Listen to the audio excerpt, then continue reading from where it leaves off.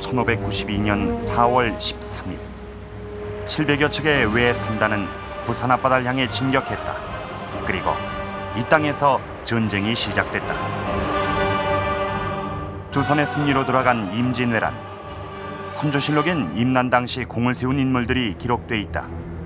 그런데 그들 중 낯선 이름들이 있었다. 사야가 평구로, 산여문, 요질기, 사고여무. 그것은 조선 이름이 아니었다. 왜군들의 이름들이었던 것이다. 조선과 일본의 7년에 걸친 전쟁 임진왜란. 그 승리 뒤에 왜군과 싸웠던 왜군들이 있었다.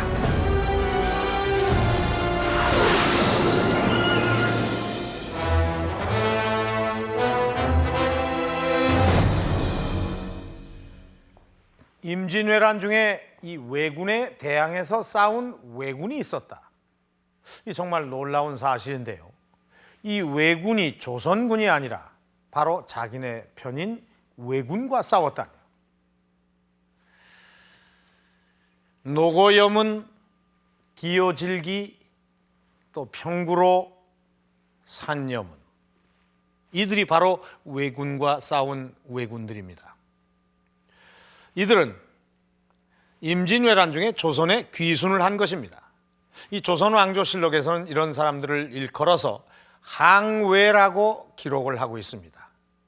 항왜, 조선군에 투항한 일본군들. 오늘은 그동안 잘 알려지지 않았던 이 항해자들에 대해서 알아볼까 합니다. 자, 이들은 왜 조선에 귀순을 한 것일까요? 또 이들이 전쟁에 어떤 영향을 끼쳤을까요? 자, 그 사실을 알아보기 위해 맨 먼저 들여다봐야 할 인물이 한 명 있습니다. 그가 바로 사야가입니다. 이 사야가 역시 임진왜란 중에 조선에 귀화한 항해자입니다. 그는 1592년 조선으로 출병하는 왜군 선봉부대의 장수였습니다. 그런 그가 자신의 칼날을, 자신의 총구를 반대로 돌려세워서 왜군과 싸움을 했던 것입니다. 일본 측에서 보면 반역자인 셈이죠. 그런데 이 사야가가 현재 일본에서는 잘 알려져 있는 그런 역사인물이 되어 있습니다. 자, 이쪽을 한번 보시죠. 지금 보시는 이것은 현재 일본 고등학교 역사 검정 교과서 26종 가운데 하나입니다. 이 교과서에도 이 항해자 사야가에 대한 그런 내용이 실려 있습니다. 한번 보시겠습니다. 이 교과서의 내용을 보면 조선에 귀화한 이 사야가에 대한 그런 내용이 실려 있고요. 또 이 조선 침략에 대한 우매함과 한 개인이 어떤 길을 선택해서 살았는가에 대한 그런 기록을 하고 있습니다. 교과서에 실릴 정도로 일본에서 이 사야가는 잘 알려져 있는 그런 존재입니다.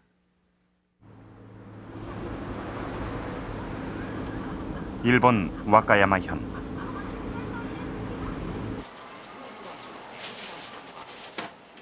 시내 중심가에 한 서점을 찾았다. 서적 진열대에서 우린 쉽게 사야가를 찾을 수 있었다. 일본의 문호인 시바리오 따로가 저술한 한나라 기행. 사야가를 소개한 이 기행집은 임난 당시 조선에 귀화한 왜군이 있었다는 사실을 일본 대중들에게 처음 알렸다.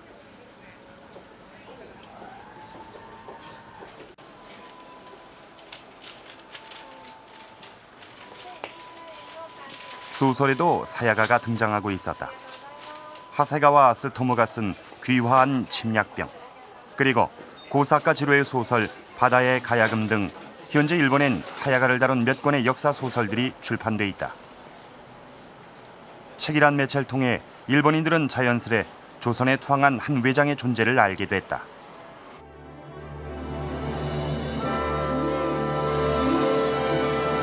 방송 역시 사야가에 관심을 가졌다. 1992년 임진왜란 400주년을 맞아 일본의 NHK 방송은 사야가에 관한 다큐멘터리를 제작, 방송했다.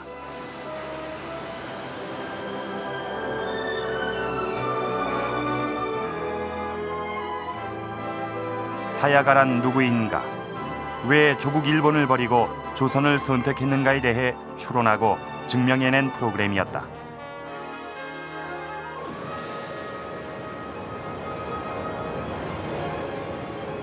이 다큐멘터리는 일본 전역에 반향을 불러일으켰고 이후 다른 방송과 신문들도 사야가를 조명하기 시작했다.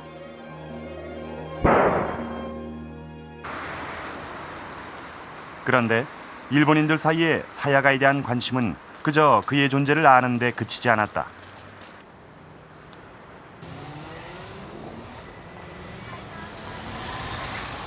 지난 11월 2일 요코하마에서 사야가를 연구하는 심포지움이 열렸다.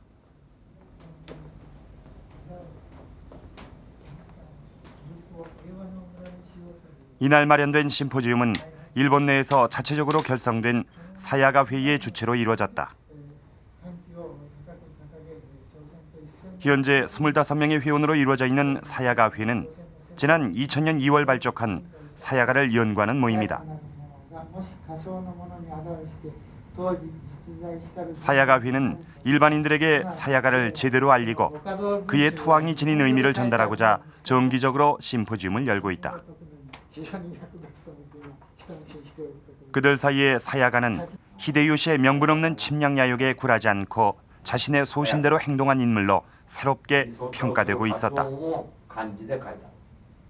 秀吉のね朝鮮征伐ということで言われて、その裏にこういうことがあったんだということは私今日初めて知ったんですよ。でやっぱり歴史っていうのは事実を知らなきゃいけないんですね。だからまさに大久保自身古きを訪ねて新しくを知るという意味からも、私の韓国に対する認識の第一歩だという気持ちで伺いました。ボカド先生の功績の検証と日韓歴史を通じて文化その他理解を深めようとさやか会を作って、それ以降ですね、年4回、本年まで、今年の12月で第10回目のさやか研究発表会をやっておるところです。 일반인들뿐 아니라 일본 역사학자들 사이에서도 사야가에 대한 연구는 활발하게 이루어지고 있다. 조국 일본을 버리고 조선에 귀화한 외장 사야가. 그는 지금 일본에서 새롭게 조명되고 있다.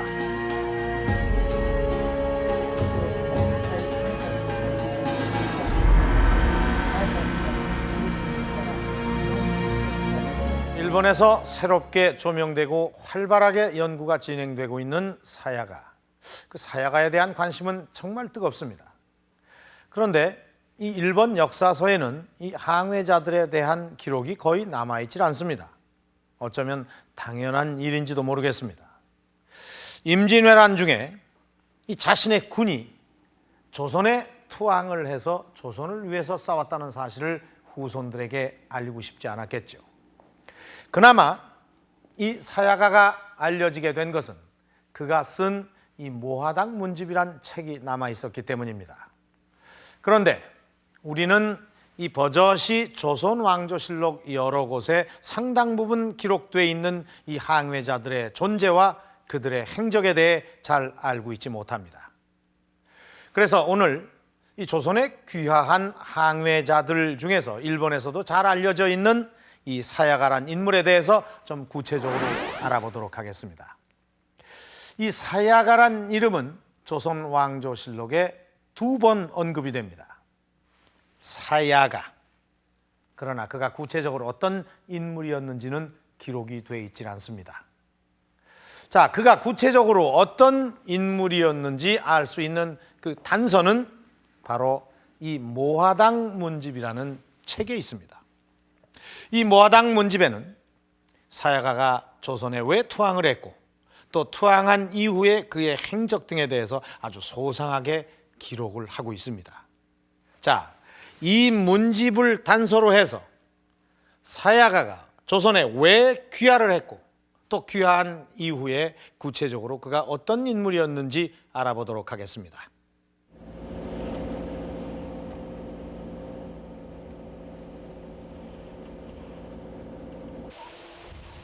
대구광역시 달성군 가창면. 야트막한 산줄기에 둘러싸인 시골 마을 하나가 자리 잡고 있다. 사슴이 많아 우록동이라 이름 붙여진 동네. 마을은 400년 동안 이어온 김해 김씨의 집성촌이다. 김해 김씨 사람들. 그런데 이들의 시조는 뜻밖의 인물이었다. 할아버님들 조상이 전부 다 한 분이신가요? 저기 뭐 아닌 분도 있고 아닌 분도 있으세요? 저희는 요 뒤에 세 분요. 그 저 조상이 어떤 저기 임진왜란 때 조선에 이렇게 투항하신 분 맞죠? 맞죠? 예, 그 사야가라고. 예, 사야가요. 예. 여기가 그러면 그분 자손들이 모여 사는 동네인가요? 우로 우럭. 여기 지금 몇 분이나 사세요 그러면? 여기요. 예. 여기 뭐 350명 더 살고 한 400명은 안 되겠지. 우리 가도 한 350명 정도.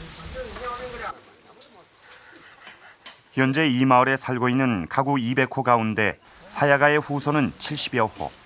그 수가 약 300여 명에 달한다. 그런데 외장이었던 사야가의 후손들이 어떻게 김해 김씨 사람으로 살아가게 됐을까? 사야가는 조선에 투항 후 많은 공적을 쌓게 되고 그 공을 인정받아 선조로부터 김해 김씨 성을 하사받게 된 것이다. 그리고 그의 이름은 김충선이 됐다. 임진왜란이 끝난 후 사야가는 진주 지방장관의 딸과 결혼해 이곳 우록동에 내려와 김충선이란 이름으로 평생을 살아간 것이다.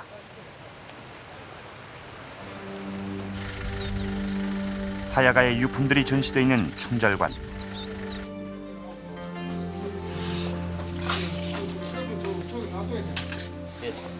예. 사성 김해 김씨 세부. 세보, 예. 권지 1, 2권, 1권, 2권. 예. 이게 우리 족보입니다. 예. 이 족보는 1759년도에 예. 이제 처음으로 예. 이게 이제 우리 발간되었는데 예. 시조 예. 김충선, 예. 일본서 사시, 예. 휘, 야가, 이름은 야가. 야 이렇게 이제 이거는 1790년도에 1790년. 예. 우리 육대손 예. 한자 조자 할아버지께서 각종 자료를 수집하고 또 각 문중에 다니면서 모아당 문집은 사야가 김충선이 생전에 썼던 일기와 시조 등을 모아 엮어낸 책이다. 이 문집은 그가 어떻게 조선에 투항했는지, 투항 후 어떤 삶을 살았는지 구체적으로 말해주고 있다.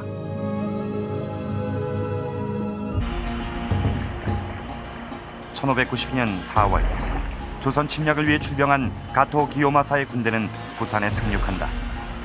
사야가는 바로 그 가토 기요마사 휘하의参謀장이었다. 그는 부산 상륙 후 경상도 좌병사 박진에게 강화서를 보내 투항 의지를 밝힌다. 임진년 4월 일본국 우参謀장 사야가는 삼가 목욕 제기하고 머리 숙여 조선국 절도사 하파에게 글을 올려옵니다. 이번에 일본이 이유 없이 군사를 일으키며 저를 선봉으로 삼음해 저의 소원인 조선에 한번 나가보고 싶은 생각으로 본의 아닌 선봉이 돼서 군사를 이끌고 본국 조선에 이른 것입니다. 다만 저의 소원은 이 나라의 예의문물과 의관 풍속을 아름다이 여겨 예의의 나라에서 성인의 백성이 되고자 할 따름입니다. 조선군에 투항한 사야가는 곧바로 경상도 의병들과 힘을 합쳐 동래, 양산, 기장 등지에서 왜군과 전투를 벌여 한 달 동안 8차례의 승전보를 올리는 개가를 올린다. 한때 곽재우군과도 연합, 경상도 연안의 일본군을 격퇴하기도 한다. 1597년 울산성에서 벌어진 조명연합군과 왜군의 대규모 전투. 이 전투에 사야가도 참여한다. 그는 경상도 우병사 김응서 장군의 선봉장을 맡아 병사를 이끌고 성안에 주둔해 있던 가토 기요마사의 제1부대를 전멸시키는 공적을 세우게 된다. 그로 인해 사야가는 선조로부터 무관 정상품인 자선대부, 지금의 차관급 지위를 하사받게 이른다.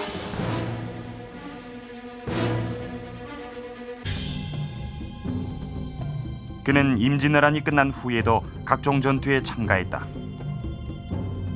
승정원 일기 인조 6년 기록을 통해 사야가가 이미 조정으로부터 인정받고 있는 명장이었고 이괄에 난 진압에까지 참여, 혁혁한 공을 세웠다는 사실을 알 수 있다.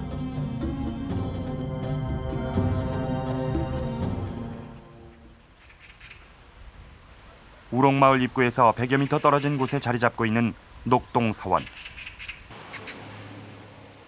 이 서원 뒤에 김충선의 위패를 모신 사당 녹동사가 있다.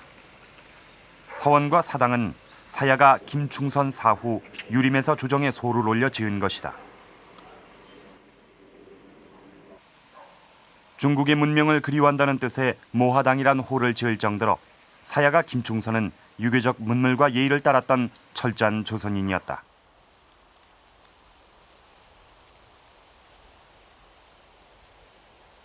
그리고 묘도 일본을 바라볼 수 있도록 남해를 해서 이쪽이 남해. 예 그렇게 모셨습니다. 여기 써 있네요. 그의 무덤은 마을 뒷산에 있다.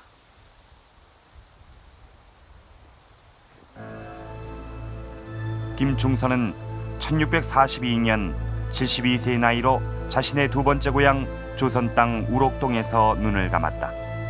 그의 사후 조정은 대신급에 해당하는 정의품 정헌대부의 벼슬을 내렸다. 외장 사야가. 그는 조선을 위해 싸웠고 자신의 남은 일생을 조선인 김충선으로 살아갔다.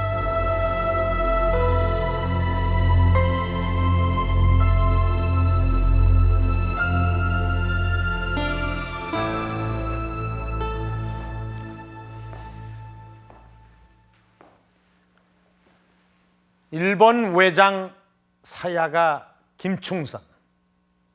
그는 바로 이곳 나고야성에서 조선을 향한 출정을 준비합니다. 그의 이 모하당 문집에 따르면 그는 출정해서 부산에 도착하자마자 곧바로 투항을 합니다. 당시는 임진왜란이 막 시작하던 시기이고 왜군은 승승장구를 할 때입니다. 그런데 그는 이 전투가 시작되기도 전부터 이미 투항을 결심하고 있었던 것입니다. 그러니까 패전했기 때문에 투항한 것이 아니라는 거죠. 도대체 무슨 사연이 있길래 그는 고국을 버리고 조선에 투항해서 조선군이 되어서 싸우려고 했던 것일까요? 그의 이 투항 이유를 알아내기 위해서는 먼저 그가 일본에서 어떤 인물이었는지부터 알아볼 필요가 있습니다. 그런데 그의 이 모하당 문집에는 그가 일본에서 어떤 인물이었는지 그것에 대한 기록이 전혀 나와 있질 않습니다. 그렇지만 우리는 이 사야가가 누구였는지 이 모하당 문집에서 단서를 하나 찾을 수 있었습니다.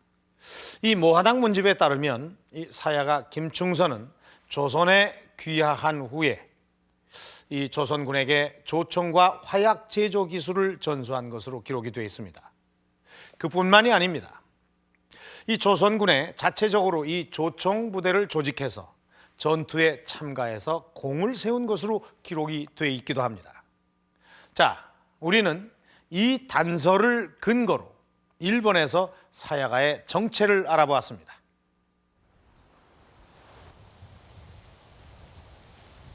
사야가 김충선. 그는 과연 누구였을까? 누구였길래 조국을 버리고 적국이었던 조선에 투항했을까? 조선에 조총 기술을 전수했다는 단서를 가지고 일본에서 사야가의 정체를 찾아 나섰다. 그런데 취재진은 와카야마 현에 살고 있는 소설가 고사카 지로를 만날 수 있었다. 고사카 지로는 사야가를 주인공으로 한 역사 소설 바다의 가야금을 쓴 저자다. 그는 자신의 소설을 통해 사야가가 조총 기술과 화약 제조술을 조선에 전수할 수 있었던 이유를 말하고 있다.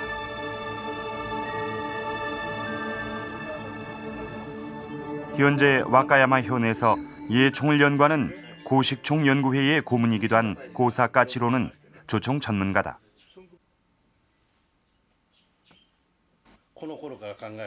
그는 사야가가 전국시대 때 존재했던 일본 최강의 철포부대원 중 한 인물이라고 주장했다. 당시 일본엔 조총을 직접 제조하고 잘 쏘는 여러 개의 철포부대가 있었다. 그중 최강의 철포부대는 바로 와카야마 현의 사이카라 불리는 철포부대. 이 부대는 영주에게 예속되지 않은 독립집단으로 최고의 명사수들이었다. 바로 이 사이카 부대에 사야가가 있었다는 것이다. 鉄砲の何を作るっていうのは相当な技術がないと鉄砲もそうですが火薬の調合ですねそういうものがやはり向こうへ根付いたっていうのはこれは西華以外の何者でもないと思うんですよね他の 그들은 자신들이 살고 있는 마을 이름을 따 잡하, 일본 발음으로 사이카라 불렀는데 사야가와 발음이 흡사하다. 고사카 지로는 취재진에게 사이카 부대의 전투를 그린 석산군기란 책을 보여주었다. 이 책엔 사이카 부대의 대장 스즈키 마고이치로의 모습이 그려져 있다. 고사카 지로는 바로 이 스즈키 마고이치로가 사야가라 주장한다. 西華孫一の本姓は鈴木なんです鈴木孫一が本当なんですが鈴木っていうのは外へ出た場合全部西華を名乗るんです 실제 스즈키는 임난 당시 조선에 출병했고 이후 그의 흔적은 일본 땅 어디에도 남아있지 않다. その時にその息子の孫一郎というのが人質になってるんです。それで朝鮮出兵の名古屋のあそこまで100人連れて行ってる鉄砲の神っていうんで100人連れて行ってるんですがそれっきり消息が切れてるんです。で孫一の子供の他の子供は残ってるんですがその男だけがふっと消えてしまってる。 당시 사이카 집단이 살았다는 사이카 부락을 찾아가 보기로 했다.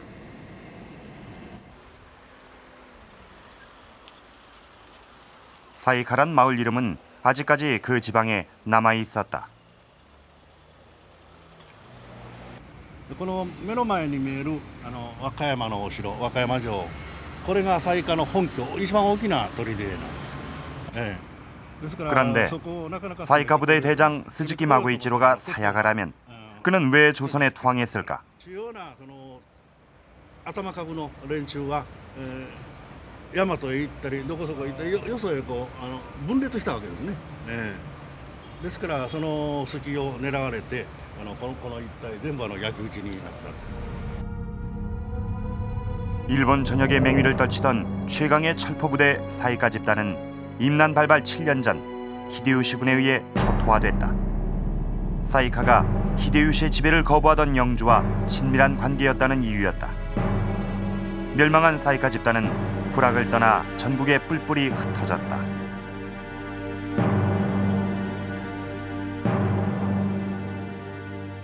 그런데 사야가가 사이카 부대의 대장 스즈키 마고이치로라면 그는 가등청정의 부하 장수여야 한다. 하지만 그런 기록은 그 어디서도 찾을 수 없었다.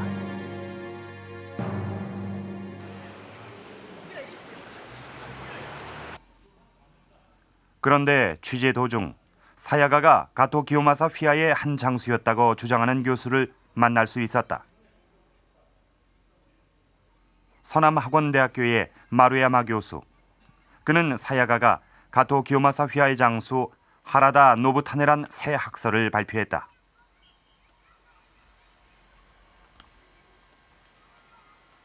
そうするともう一つ考えられることは加藤清正の軍人でメンバーが分かりますですね一覧表を作っておりますけどでそこの中で最後まで生きてた人はさやかではないと絶対にですね戦死したかあるいは行方不明になった人の中を調べなきゃいけないと、最後まで生きた人は国元に帰ってますからさやかではないわけですね。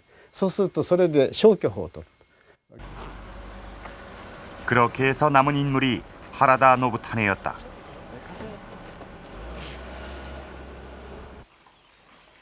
본 묘사는 가토 기요마사가 임난 후 자신의 아버지를 기리기 위해 지은 사당이다. 바로 이 절 안에 가토 기요마사 군대의 진립서가 보관돼 있었다.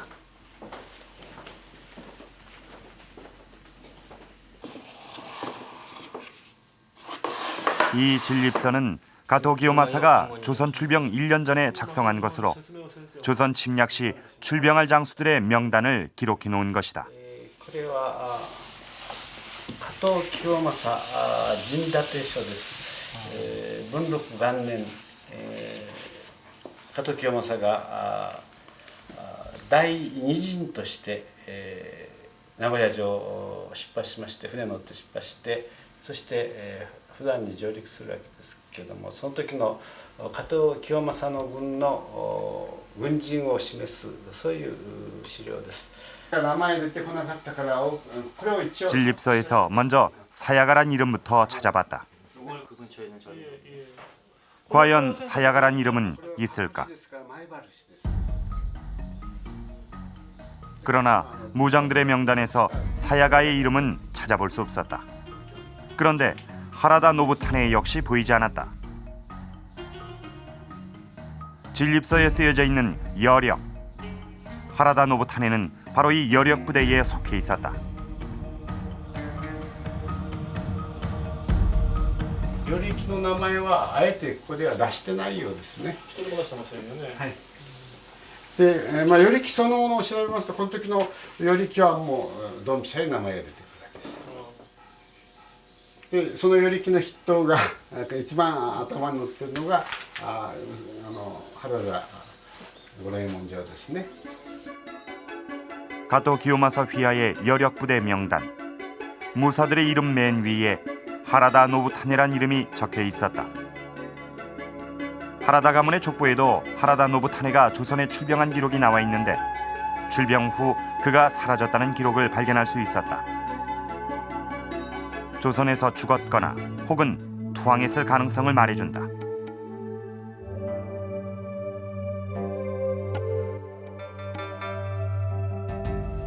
하라다가 조선 출병 전 직접 작성한 자신의 부대 구성원 명단.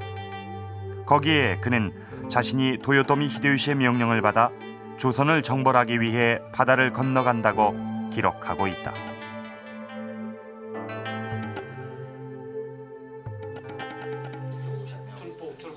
그렇다면 사야가가 전수했다는 조총 기술은 어떻게 설명할 수 있는가? 은서사 문서는 그 의문을 풀어주고 있다. 그의 조선 출병 부대원 중 철포 부대가 있었다. 그들을 데리고 투항했다면 조총 기술을 조선에 전수할 가능성은 충분하다. 하라다 가문이 살았던 마에바루시. 그곳에 하라다 가문이 세운 절이 남아 있었다. 절 안엔 하라다 집안의 묘지들이 있었다. 그런데 하라다 노부타네의 묘지는 이곳에서 찾아볼 수 없었다. 하라다가 조선에서 돌아오지 못했다는 족보의 기록을 뒷받침해주는 것이다.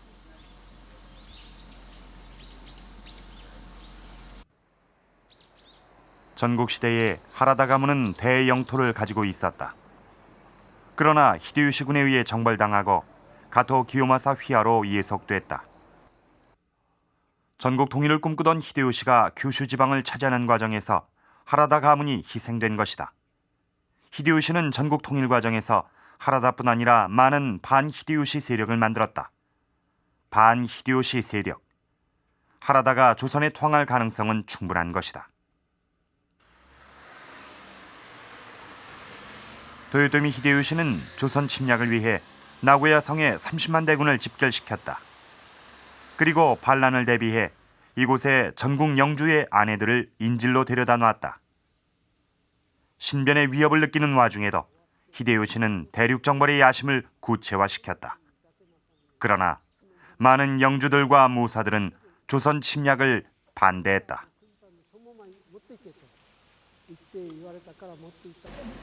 大名たちは秀吉から命じられた軍役人数、戦争に参加するべき侍たちの数を集めることができませんでした。それは侍たちが行きたがらなかったからです。豊臣秀吉の命令で戦争に行かなければいけなかった侍たちですけれども、行きたくないということで兵を出さなかった、城にこもってしまったために秀吉から処罰された大名たちもいます。 반 히데요시 세력들은 실제 반란을 일으키기도 했다. 나고야 성안엔 반란자들의 아내를 처형하는 처형장 자리가 남아있다. さっき言いましたように秀吉は反乱というのを恐れてたわけですね。それが事実となって起きたんです。薩摩の島津の有力な家臣が新田国兼っていうのが反乱を起こしたわけです。そのことについてプロイスという宣教師が手紙を書いてローマに送ってるんですけど、それで妻は人質としてここにいたから、その捕らえられて、でここで貼り付けにあって、こう焼いて殺されるんですね。 이곳 나고야 성에서 한 히데요시 세력들도 억지로 조선에 출병해야 했다. 그러나 그들에겐 싸울 명분이 없었다. 반 히데요시 세력 외장 사야가 그는 출병 전 이미 투항을 결심한 것이다. 도요토미 히데요시의 조선 침략, 또 대륙 정복의 야욕에 이 왜군들이 모두 동조했던 것은 아니었군요. 그렇기 때문에 이 조선 침략 전부터 이미 외병들의 투항 가능성은 충분히 깔려 있었던 거고요. 그렇다면은 임진왜란 기간 중에 조선에 귀화한 이 항해자들의 숫자는 과연 얼마나 될까요?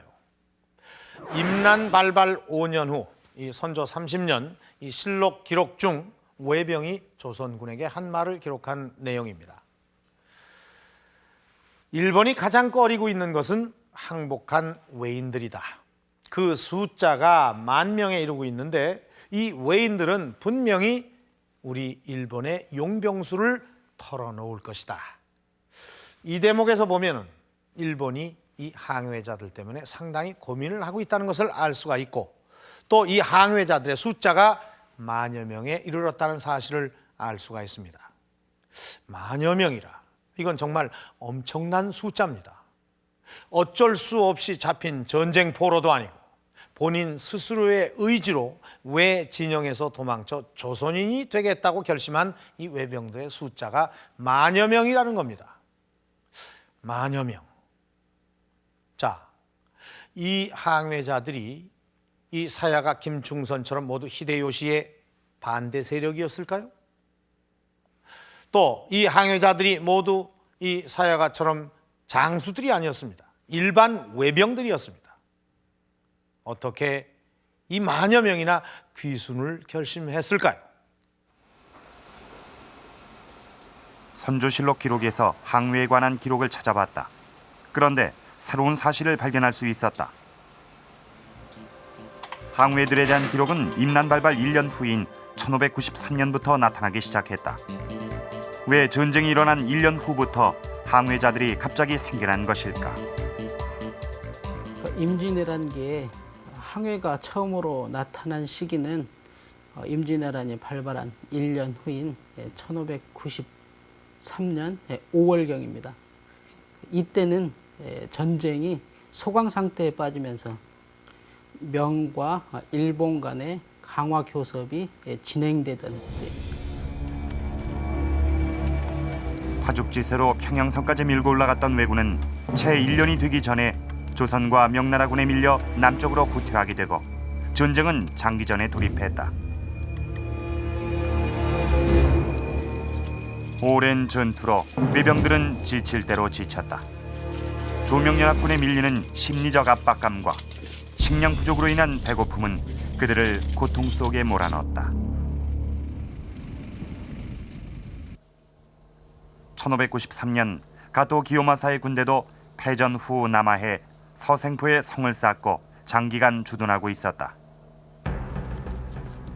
전쟁에 지치고 배고픔을 이기지 못한 가토 기요마사의 병사들은 하나 둘 성을 빠져나오기 시작했다.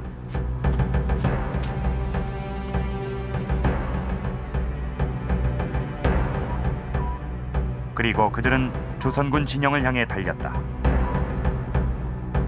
1593년 서생포 외성을 비롯해 남해안 일대에서 주둔하고 있던 외병들이 달아나 투항하는 일이 빈번해졌다. 이후 전쟁이 끝날 때까지 항우회들의 숫자는 급격히 늘어난다. 직접적으로는 일본군이 장기간 주둔함으로 인한 그 식량의 부족과 병사들의 어떤 고통, 또 일본군 그 장수들의 포악함과 역의 그 과중, 그리고 조선의 항해 유치책과 그 우대책 등을 들 수 있습니다. 왜군들이 투항을 결심한 결정적인 이유는 조선 정부의 적극적인 항우회 유인 정책이었다. 선조는 항우회가 이용 가치가 있다고 판단하고 그들을 유인하라는 전교를 내린다. 그리고 검술이 뛰어나거나 병기를 만들 수 있는 외병들을 꿰어내는 자에게 큰 상을 내렸다.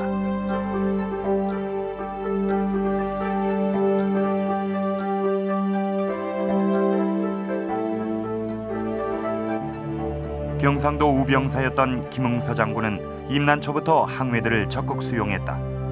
그의 부하 중 항우의 수가 1000여 명에 달할 정도였다. 사야가 김충선 역시 투항 후 김응서 장군의 수하에 들어가 전투에 참가했었다. 투항자들은 비단 병사들뿐만이 아니었다. 히데요시의 제1군 선봉장 고니시 유키나가의 아우마저 투항을 생각했다. 최고위급의 외장들까지 투항을 깊이 고려했거나 혹은 실제 투항했던 것이다. 그들의 경우는 아마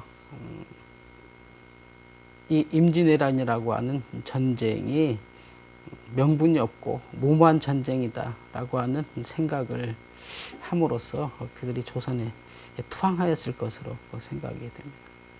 사야가 김충선도 역시 일본의 그 조선 침략이 명분이 없는 전쟁이다라고 하는 것을 아주 단적으로 나타내는 하나의 사례라고 생각이 됩니다. 선조의 항우회 유인 정책이 그들을 귀순시키는 데 큰 영향을 끼쳤군요. 그렇다면 선조가 굳이 이 항우회 정책을 쓴 이유는 무엇일까요? 그것은 바로 이의제의 전략 때문이었습니다.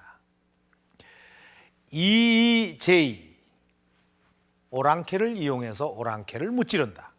그러니까 바꿔 말하자면 왜군을 이용해서 왜군을 무찌른다라는 뜻입니다. 선조는 이 귀한 왜군들을 바로 이용하려는 그런 묘안을 생각해낸 거죠. 자, 그렇다면 선조는 이 투항한 왜군을 어떻게 이용했을까요?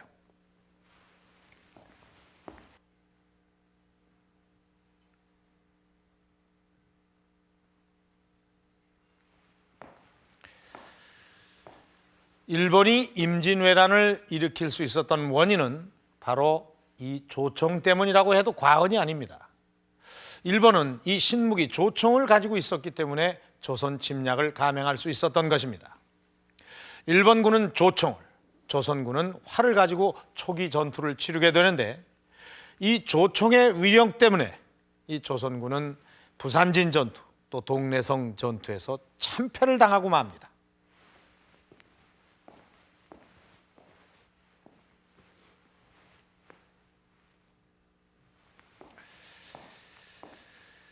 이 조정에서는 조총을 만들어내는 기술을 알아내는 게 급선무였습니다. 조총 제조 기술을 알아낸다는 것은 전세 역전에 중요한 역할을 하는 것이기 때문이었습니다. 이 속수무책으로 밀리기만 하던 조선군에게 드디어 1년 후 왜군에게 뒤지지 않는 조총이 만들어집니다. 전쟁의 와중에 어떻게 그렇게 빨리 조총을 만들 수 있었을까요? 그건 바로 귀화한 왜군들, 항우회들 때문이었습니다. 왜군은 조총을 쏘며 진격했다. 조선군의 활과 칼은 신무기 조총 앞에서 속수무책이었다. 무기 체계는 이제 종래 우리가 가지고 있던 이제 재래식 병기라든가 아니면 이제 화기에 비해서 성능이 향상된 조총을 가지고 들어왔기 때문에 특히 이제 조총을 활용을 해가지고서 보병 전술을 구사를 했기 때문에 조선군은 거기에 적절하게 대응을 하지 못하고 맥없이 무너질 수밖에 없는 그런 상황이 도래됐습니다. 나는 새도 마친다여 이름 붙여진 일본의 신무기 조총. 일본 전역을 통일한 히데요시는 이 조총으로 또 하나의 야심을 키우고 있었다. 바로 대륙 정벌이었다. 그러나 당시 조선은 조총에 대한 지식이 전무했다.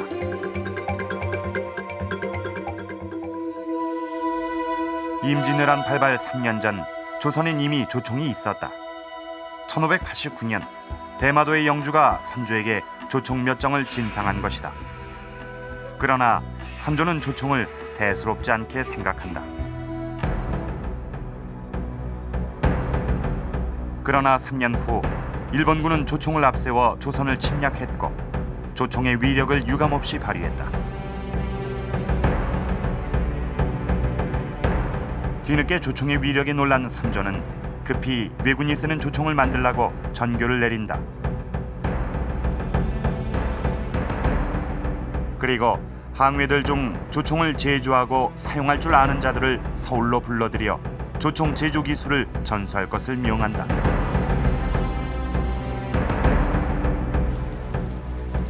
사야가 김충선, 그 역시 조선에 조총 기술을 전수했다.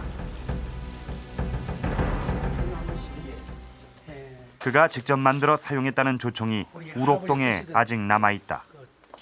조총입니다. 아, 이게 조총이에요. 모화당 문집에 의하면 선조의 전교가 있기 전 그는 이미 경상도 절도사에게 조총을 만들 것을 건의했고 경상도 병영에 조총과 화약 제조 기술을 전수했다. 전에 우리 문중에 보관은 안 되어 있었는데 예. 지난 우리 새마을 사업할 때 예. 우리 동네에서 사람들이 예. 그 담장을 흐르니까 예. 그 안에 그 토담인데 예. 황토담인데 예. 그 안에 여기서 소중하게 딱 거기 보관되어 있었어요. 그래 그대로 원인 그대로 예. 보관되어 있고 뭐 성능도 뭐 그대로 그런 대로 사용할 수 있도록 그렇게 되어 있어요. 사야가는 조총 기술 전수에만 그치지 않고 1598년 정유재란 땐 울산성을 거점으로 자신이 직접 철포부대를 조직하기도 했다. 1592년도 4월달에 기화해서 약 11월경에 조총 제조법과 그다음 화약 제조법, 그다음에 훈련 청포대 훈련을 조선에 전수하게 됩니다. 그래서 그 이후에 1594년도에서는 본격적으로 조선에 조총을 비롯한 철포들을 전수해서 특히 그 부하인 김계충 이런 사람들을 통해서 철포대 훈련을 집중적으로 시키게 됩니다. 이순신 장군은 난중일기에 선조 26년 왜군의 조총을 모방한 우수한 성능의 조총을 만들어내는데 성공했다고 적고 있다. 그런데 모화당 문집엔 이순신 장군이 제조한 조총에 사야가가 관계됐음을 암시하는 기록이 있다. 사야가가 이순신 장군에게 보내는 답신 내용이다. 다문화 없인 조총과 화포와 화약 만드는 법은 전번에 조정에서 내린 공문에 의해 벌써 각 진에 가르치고 있는 중이옵니다. 바라옵건대 총과 화약을 대량으로 만들어서 기어코 적병을 전멸시키기를 밤낮으로 축원하옵니다.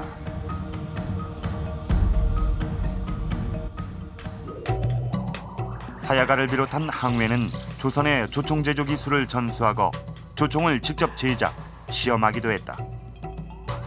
그들의 노력에 힘입어 1593년 3월 조선군은 마침내 조총 제조 기술을 확보하기에 이른다.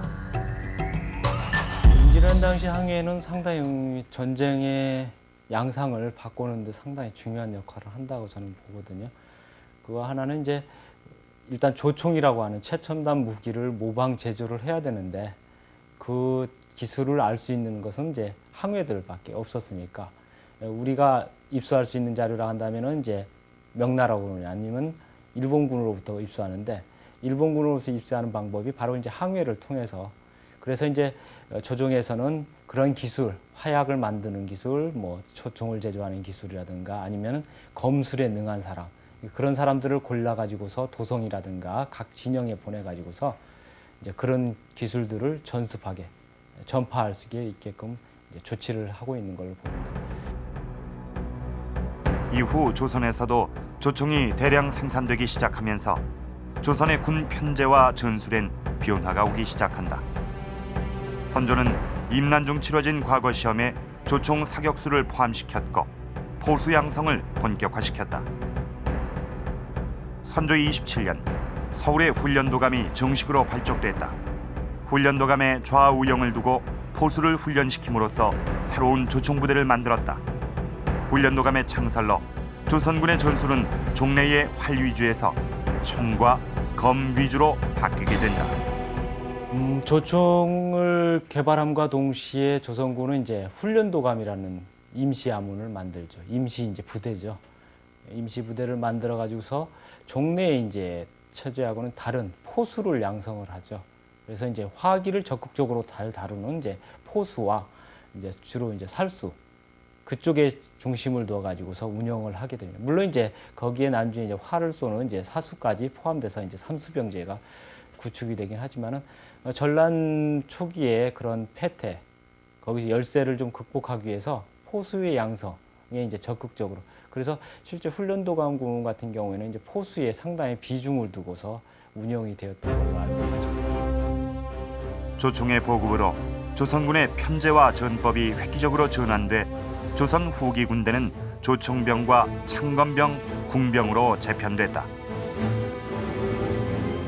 신무기로 무장한 조선군은 이후 일본군과 대등한 전투를 치를 수 있었다. 조선의 재빠른 조총 생산. 그것은 임진왜란의 승리에 커다란 힘이 됐다. 그리고 그 뒤에 항해가 있었다. 항해들이 조총 제조 기술을 조선군에게 전수해 줌으로 해서 이 조선군이 임진왜란을 승리로 이끄는데 큰 도움이 됐던 것입니다. 이 조총의 대량 생산으로 해서 이 조선군대는 포수를 구체적으로 양성하기 시작했고 또 이후 조선군에는 이 무기 체제 및 이 군사 전술들이 바뀌게 되는 것입니다. 이 항해들의 공은 조총과 화약기술 전수에만 그치지 않았습니다. 이 훈련 도감에서는 이 아동들을 수십 명 뽑아서 아동대를 만들어 검술을 가르쳤는데 이 선조실록에 보면은 이 아동대에게 검술을 가르쳤던 사람들의 이름이 기록이 되어 있습니다. 산소우, 여여문 이들 역시 조선에 귀화한 이 항해들의 이름입니다. 이 항해들은 훈련도감 훈련에 직접 참여해서 아동대는 물론이고 조선 군사들에게 검술과 포수를 가르치기도 합니다. 조선에 귀한 일본인 항해들 이들은 그 밖에도 임진왜란 승리에 직간접적으로 여러 가지 영향을 끼치게 됩니다. 1597년 바다에선 명량해전이 벌어지고 있었다. 당시 13척의 이순신 장군 전투선엔 항해들도 승선하고 있었다. 난종 잠록엔 그 항해들 중 안골포에서 투항한 준사란 항해의 공이 기록돼 있다. 준사는 외선에 탄 외부장을 곧바로 알아보고 이순신 장군에게 그 사실을 고했다. 이순신은 즉각 마다시를 공격, 그의 목을 베었다. 왜군 부장의 죽음으로 일본 수군은 큰 타격을 입었다.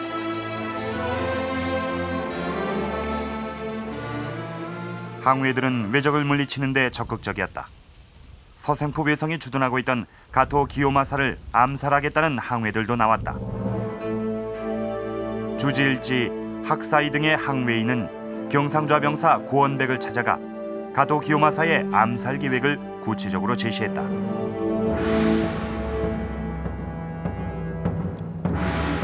그들은 가토 기요마사 혼자서 자주 오르는 산봉우리를 잘 알고 있었다. 그 길목을 지키고 있다가 가토 기요마사가 나타나면 조총으로 그를 살해하겠다는 것이었다. 조선 측의 반대로 암살 계획은 수포로 돌아갔지만 조선을 위해 싸우겠다는 항우애들의 강한 의지를 알 수 있다. 항우애들에 의해 전투 전략 등 군사 기밀들이 새나가자 히데요시는 1595년 일본 무장에게 철책을 만들어 병사들의 탈영을 막으라고 지시했다. 항우애들은 직접 전투에도 참가, 몸을 아끼지 않았다. 1597년 김응서 장군 휘하의 항우애들은 왜군을 공격, 조선인 포로 100여 명을 빼앗는 전과를 올렸다. 그러나 전투 중 많은 항우애들이 목숨을 잃기도 했다. 그 전투에 공을 세운 항우애들 중 당시 첨지벼슬을 가지고 있던 사야가 김충선도 있었다. 조총과 염초 제조 기술을 가지지 못한 항우애들 중 많은 수가 한산도로 보내졌다. 난중일기에도 이순신 장군의 휘하에 많은 항우애들이 있었다고 기록돼 있다. 그들은 수군으로 활용되어 왜군과의 수군전에서 조선군에 큰 힘이 됐다. 전쟁은 막바지에 접어들었다. 임진왜란 7년 전쟁의 마지막 승부처 울산성 전투. 울산성은 양측 전사자만도 12,000명이 넘었던 혈전이 벌어졌던 곳이다. 1597년 조선을 재침략한 왜군 가토 기요마사가 이끄는 1만 군대는 울산 도성에 성을 쌓고 주둔하고 있었다. 요 위로 올라가면 이제 그 가등청이 가등청은 그 이제 숙소고 지휘본부죠. 쉽게 말하는 지휘본부고. 울산성의 총공격을 감행한 5만의 조명연합군.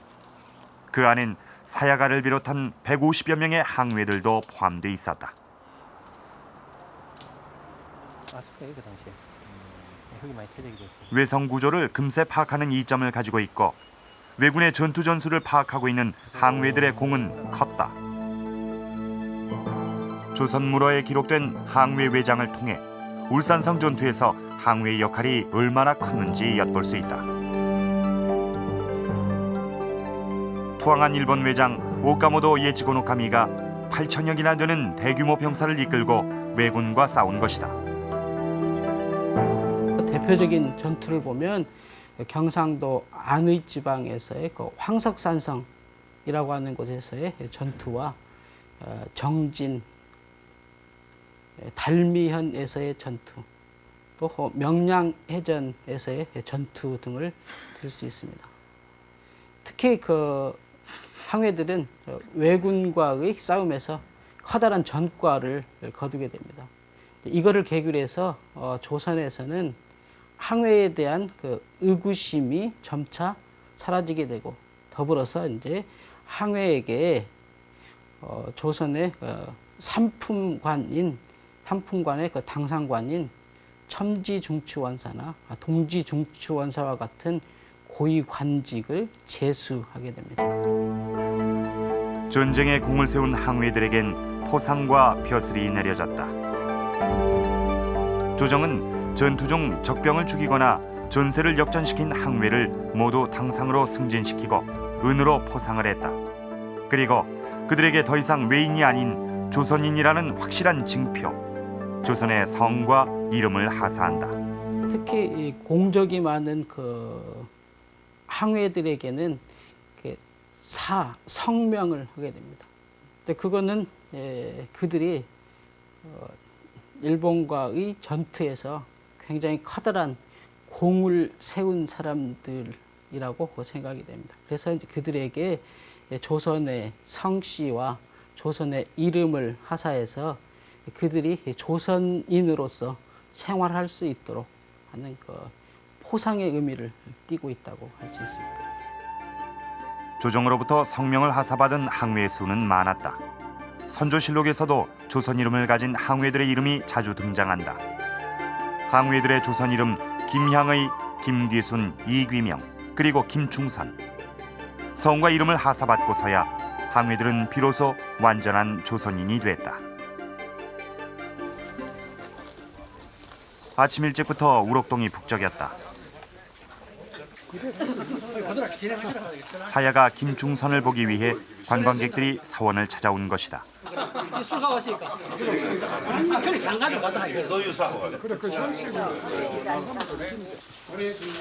사야가 그는 모화당 문집을 남겨 세상에 자신의 모습을 드러냈다. 그러나 아직 많은 항해들은 그 존재가 감춰져 있다. 조선에 투항한 외병들, 그들이 400년이 지난 지금 우리 앞에 새로운 의미로 다가서고 있다.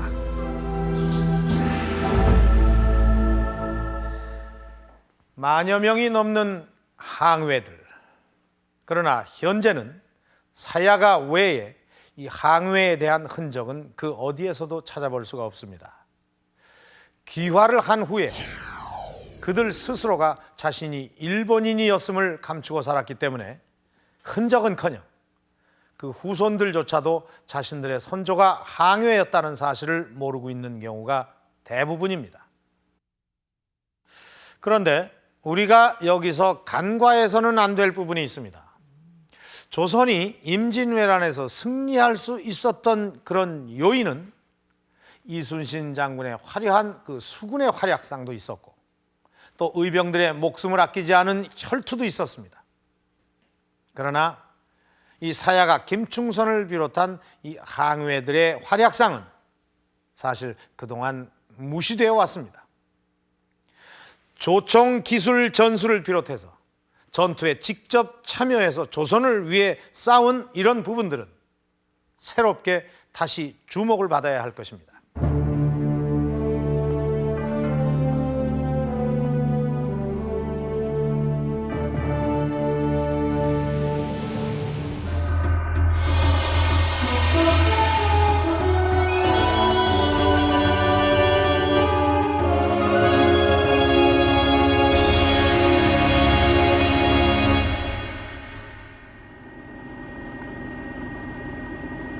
(1597년) 음력 9월 16일 아침, 이 좁은 울덜먹 해협에서 조선 수군은 수많은 일본 함대를 맞아 힘겨운 싸움을 하고 있었다. 양쪽 해안가에 몰린 피난민들은 응원의 함성을 보내고 있었다.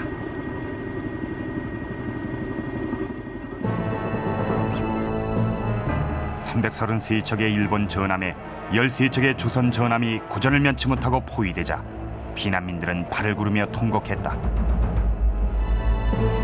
그러나 잠시 뒤 바다엔 13척의 조선 전함만이 남아있었다. 13척으로 333척을 격파하는 순간이었다.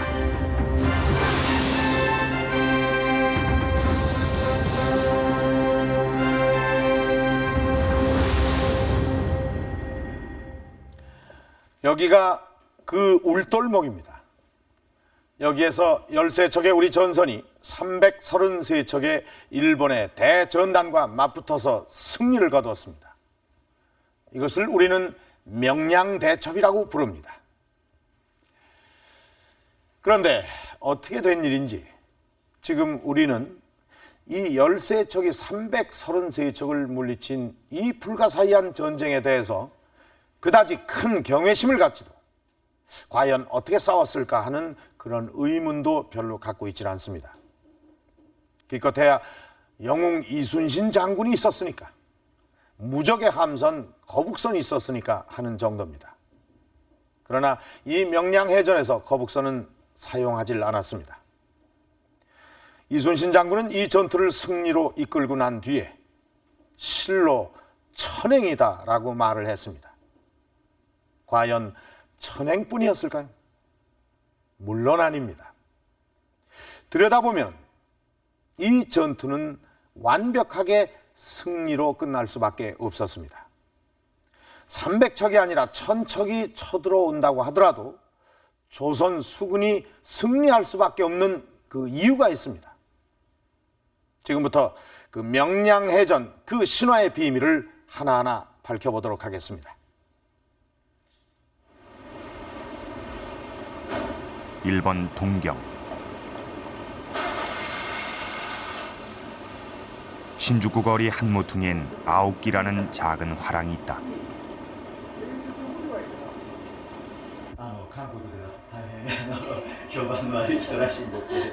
이 화랑엔 연대를 알 수 없는 그림 한 장이 소장돼 있다. 정유재란 때의 한 전투를 묘사한 그림으로 추정된다. 여기 이자를 단 깃발의 배는 아마도 이순신의 전함일 것이다.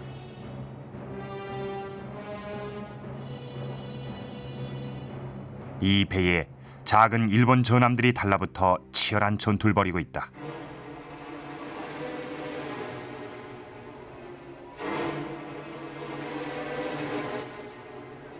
전투에 동원됐던 각양각색의 무기, 사력을 다해 싸우는 조선 수군과 일본 수군의 표정이 놀라울 정도로 생생하다.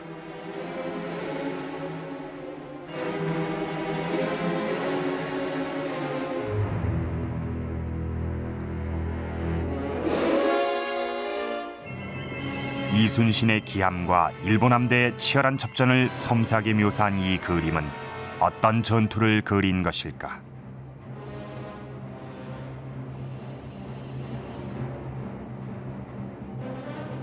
李春心が一度失脚してその後に復活してもう一度出てこられますよね。それでその時の明瞭の戦いって1593年その時ではないかと言われております。というのはこの旗印の来島総大将が道房といいましてその人はこの海戦で亡くなられるんですけれども多分その時のものではないかと言われております。 일본 수군의 깃발로 확인된 이 전투는 명량해전이란 것이다.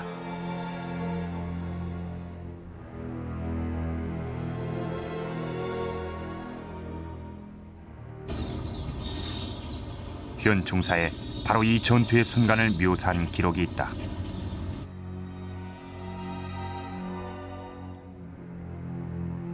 이순신 장군은 1597년 정유년 9월 16일의 일기에 그날의 긴박한 접전의 순간을 이렇게 적고 있다. 적에게 몇 겹으로 둘러싸여 어떻게 될지 알 수 없다. 군사들이 모두 사색이 되어 서로의 얼굴만 쳐다볼 뿐 나머지 배들도 겁을 먹고 진격하지 못했다. 숨막히도록 위급했던 그날의 전투로 돌아가 보자. 전라도 해남의 어란진. 지금은 200여 호가 사는 작은 부구의 어촌 마을이다. 1597년 9월 7일 이 어란진 앞바다에 333척의 전함과 보급선과 연락선 등 총 500여 척의 대선단이 집결한다.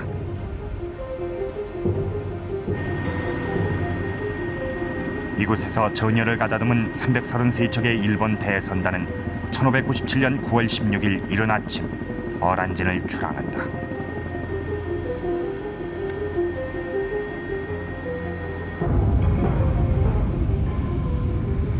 일본 전투선단의 목적지는 우수영. 지금의 진도대교가 가로놓인 울돌목을 통과하는 것이다.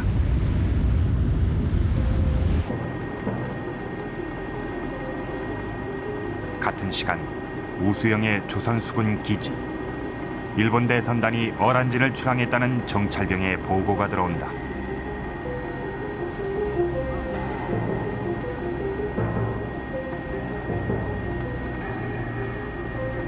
조선수군 전력의 전부인 13척의 함대는 333척의 일본 대선단에 맞서 싸우기 위해 우수영을 떠나 조용히 명량해협으로 나아간다.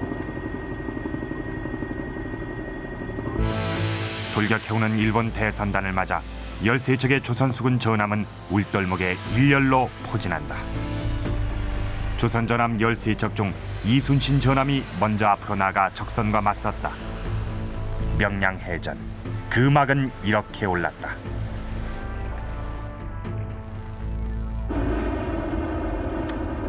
그렇다면 이 전투의 결과는 어떠했을까?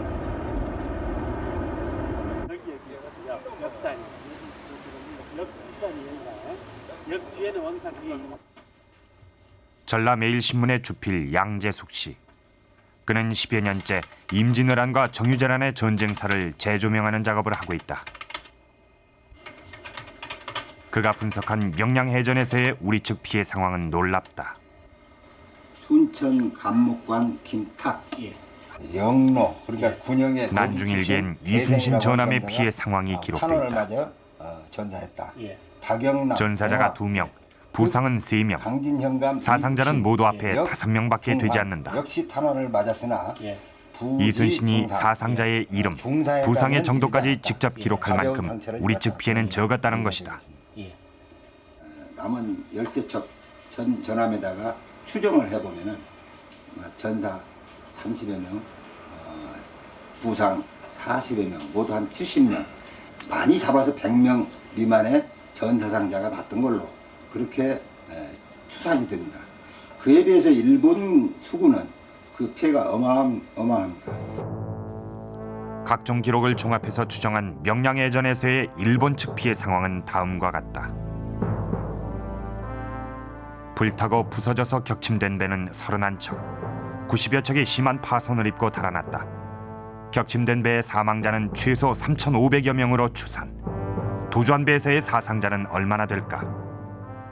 거기에 따른 일본 수군 내 병력 피해가 구체적으로 기록으로 전하지는 않고 있습니다만은 원래 중선급 일본 수군 전함의 중선급은 정원이 100명입니다. 추산을 해보면 약 9,000여 명이 그 배에 탔었는데 조선군 포격에 맞아서 혹은 화살을 맞아서 절반 정도 약 4,500여 명이 전사하거나 바다에 빠져서 익사한 게 아니냐 이렇게 추정이 됩니다. 그러니까 모두 일본군 피해는 최소한 8,000여 명으로 추산이 됩니다. 조선 수군의 전함은 단 한 척의 피해도 없었다. 13척 대 333척의 불가능한 전투. 그것을 승리로 이끈 신화적인 전투가 바로 명량해전인 것이다.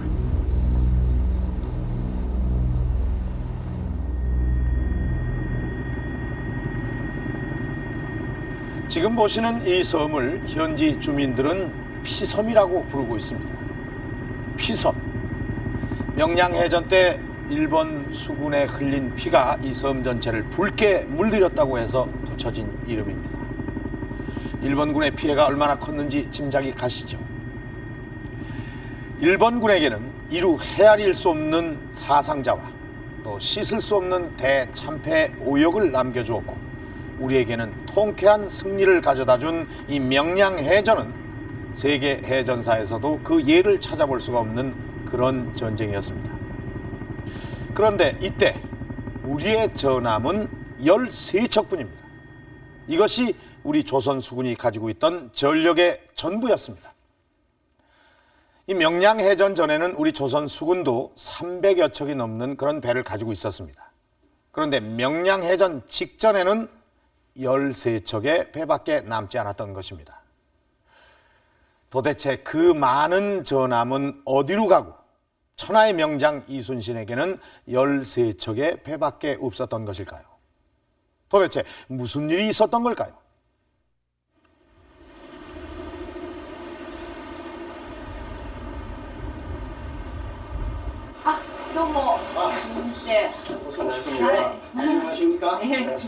일본 해군사의 권위자 사또 씨.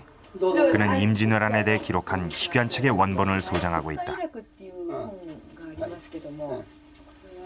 これはね、江戸時代に日本の江戸時代いわゆる文禄慶長の域、つまり日本側から見たその文禄慶長の域についてのその初めから終わりまでをずっとこう記述した書いたものですね。ただ名前がこの正家になっているでしょう。でこれはもうこの明治以前の日本人のその対朝鮮に対するその歴史観というものを、象徴してるわけですよね。で日本側のこのあるいは朝鮮側の文献を全部この引用してるんですね。だから出典がね、その資料がこのどういうものに基づいて書いているかということが非常にこう明快なんですよ。だからその歴史の書物としてはその信用ができる、本ですね。 정한위략. 총 5권으로 묶여져 있는 이 책은 임진왜란 7년을 연구하는 귀한 사료가 되고 있다.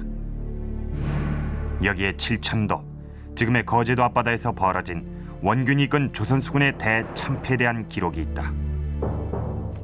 칠천량 해전에서 승리한 일본은 이때의 대전과를 의기양양하게 적어놨다. 일본 장수 시즈마 160여 척 격파, 도도 60여 척, 야사루 16척, 목을 벤 수만도 수천 명에 이른다. 익해자 불가지, 물에 빠져 죽은 사람의 수는 이루 헤아릴 수 없다. 조선 수군을 전멸로 몰아넣은 칠천량 해전. 참패를 거듭하던 일본 수군은 어떻게 이런 대전과를 올릴 수 있었을까? 初めて日本の水軍がそのいわゆるオール日本としてまとまったその海戦ができたんですね。だから陸と海とで両方で共同しながら一つの日本の軍水軍として、朝鮮水軍を破ることができたと。でその反対のことは逆のことは朝鮮水軍に言えるわけですよね。バラバラになっちゃってますから、そういう違いですね。 거제도 앞바다의 좁은 포구에 정박 중이던 조선 수군은 일본 수군의 기습을 받자 배를 버리고 육지로 도망간다. 이때 육지에 미리 매복하고 있던 일본 육군에게 원균을 비롯한 수많은 조선 수군은 죽임을 당해 전멸하고 만다. 칠천량 패전은 우리에게는 있어서는 안 될 그런 전투였습니다. 우리가 가졌던 수군 전체 전선이 134척이었는데 도망간 배 12척, 이것 빼고는 전부 다 수장이 됐습니다. 그러니까 우리의 수군의 존재가 거의 없어졌다 이렇게 됩니다. 수군의 존재가 없어졌다는 것은 국가 기능이 상당히 마비되었다고 볼 수 있습니다. 대단한 그 전투의 의미를 가질 수 있습니다. 조정의 명령에 따라 억지로 거제도로 나아갔던 원균의 수군. 그것을 격파한 승리는 일본에게 그 의미가 각별하다. その制海権が日本軍の手に入ったってことは今度はその補給が、とにかく保障されると。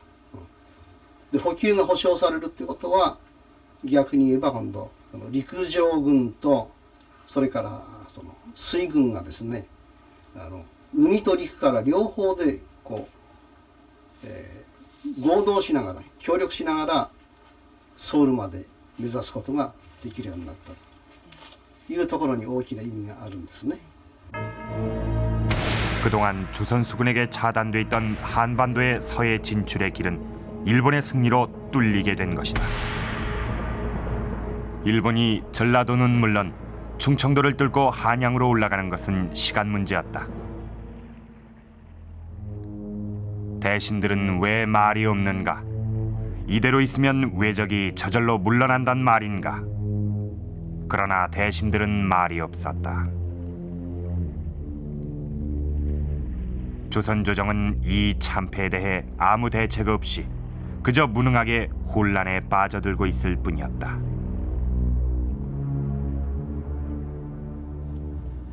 이 책이 이순신 장군에 관한 모든 기록을 모아놓은 충무공 전서입니다. 여기에 이순신 장군에게 부산포로 진격하라고 강요하는 이 조정의 명령문이 있습니다. 가토가 대군을 이끌고 오니 이 부산포로 진격해서 적의 수군을 무찌르도록 하라. 이 칠천량 해전이 있기 전에 이순신 장군도 원균과 똑같이 부산포로 진격하라고 강요하는 이 조정의 명령을 받았습니다. 그 명령을 받은 이순신 장군은 어떻게 했을까요? 자, 여기에 이 책은 임진왜란과 정유재란에 관해 상세히 기록을 해놓은 조선역 수군사라는 일본 책입니다. 여기에 기록이 있습니다. 한번 찾아보겠습니다. 이순신 장군은 일본군의 속임수를 두려워해서 부산포로 진격하지 않았다. 권율은 명령에 따르지 않은 이순신에게 죄를 주어 조정에 보고했다. 그 유명한 이순신의 이 백의종군은 이 부산포 진격을 둘러싼 조정과 수군의 알력 때문에 생겨난 사건인 것입니다. 부산포로 진격하지 않았다고 해서 이순신은 이미 수군에서 쫓겨나 있었던 것입니다. 그렇다면 조선 수군이 전멸할 때 이순신은 과연 어디에서 무엇을 하고 있었는지, 당시의 위급한 상황 속에서도 나름대로 숨가쁘게 움직이고 있었던 이순신의 궤적을 쫓아가 보도록 하겠습니다.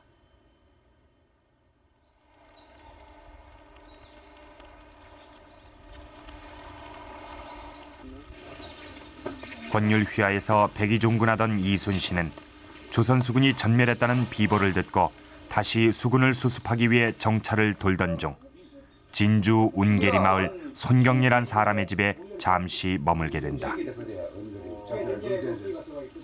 그 당시에 요는 오지 중에 오지거든. 그러니까 이 근방에서 그래도 좀 밥이라도 잡수는 집이 이 집이었던 모양이에요. 근데 그 당시에 비가 많이 왔는데 충무께서 오시가 백의종군 하실 때 오셔가지고 계실 데가 없기 때문에 우리 집에 와서 계시다가 이곳에서 이순신은 조정에서 내려보낸 한 장의 교지를 받게 된다. 백의종군 상태인 이순신을 삼도 수군 통제사로 다시 재임명한다는 것이다. 이것이 원균의 패배로 허둥대던 조정이 찾은 방책인 것이다.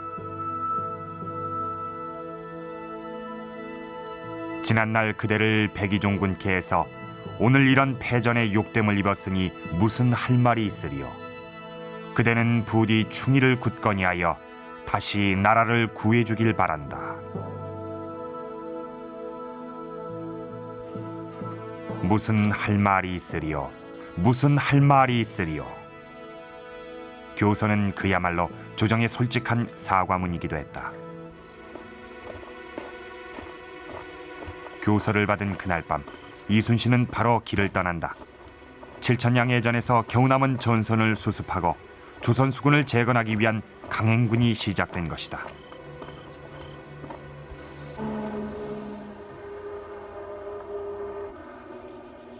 고내리, 창구한 마을이란 뜻 그대로 이 마을엔 조선시대 때 세곡을 보관하던 조양창이라는 창고터가 있던 곳이다.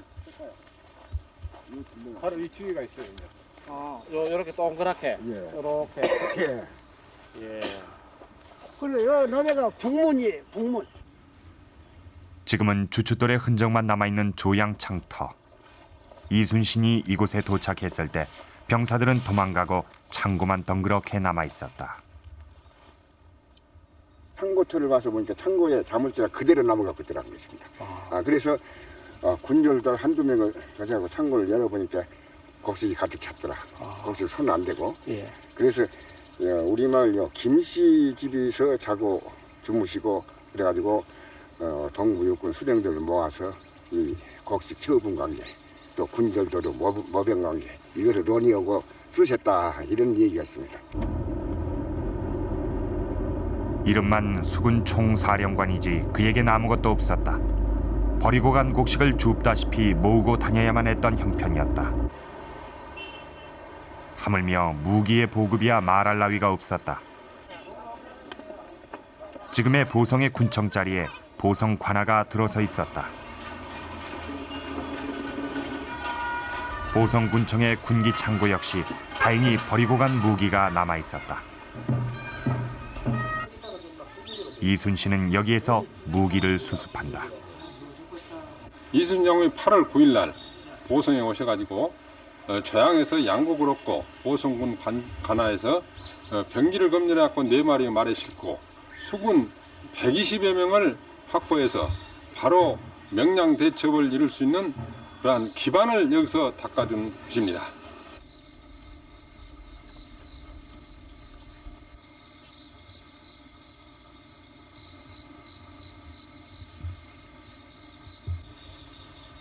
수군의 기반이라곤 하나 불과 말 4마리 분량의 무기와 120명의 군사. 그게 전부였다.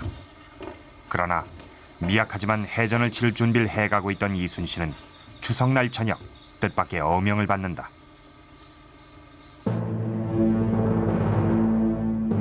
군사를 합쳐 육전에 참가한 것이었다.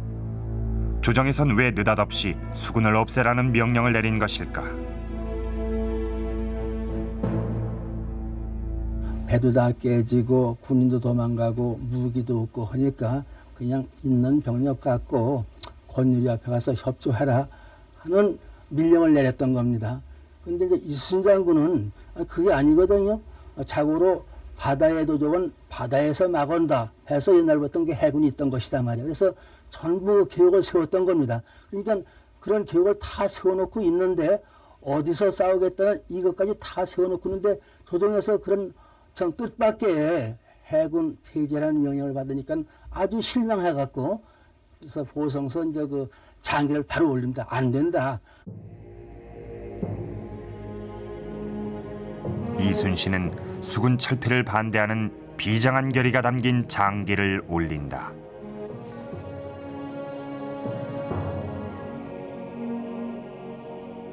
지금 신에겐 아직 전선 12척이 남아 있습니다. 죽기를 각오하고 싸운다면 막을 수 있습니다. 지금 수군을 폐지한다면 이는 적이 바라는 바로서 적은 호남을 거쳐 쉽게 한강까지 진격할 것입니다. 오직 그것이 두려울 뿐입니다. 비록 전선의 수가 적으나 신이 아직 살아있으므로 감히 무시하지 못할 것입니다. 이 장기로 조선 수군의 명맥은 유지될 수 있게 된다. 1597년 8월 18일 이순신은 장흥 회령포에 도착한다. 지금은 작은 항구의 어촌 마을인 회령포. 조선시대엔 남해안의 중요한 수군 방어기지 가운데 하나였다. 객사입니다. 객사. 객사 터입니다. 예. 이 부근은 뭐가 있습니까? 요 객사. 요 중변에가 무기고가 여기 있어요. 무기고. 예. 그리고 여기가 성터가 요리 있죠. 성터 지금 여기. 요렇게 동그랗게요. 네. 요 뺑 둘러 이렇게 성이 있고. 네. 배 되는 데는 여기고. 네. 예. 이 포구에서 이순신은 남은 12척의 배와 새로 합류한 배 1척, 모두 13척으로 조선 수군을 새로 만들어냈다. 그러나 문제는 땅에 떨어진 병사들의 사기. 8월 18일 이곳에 들어오셔가지고 배 12척을 인수를 하였습니다마는 배들이 많이 상해서 이것을 다시 수리를 하고 그랬습니다. 그런데도 불구하고 우선 모두 사기가 떨어져가지고 이 사기 진작을 어떻게 하든지 시키려고 아주 크게 노력을 하셨습니다. 결전을 앞두고 이순신은 휘하 장수들과 군사들을 모아놓고 최후의 결의를 밝힌다.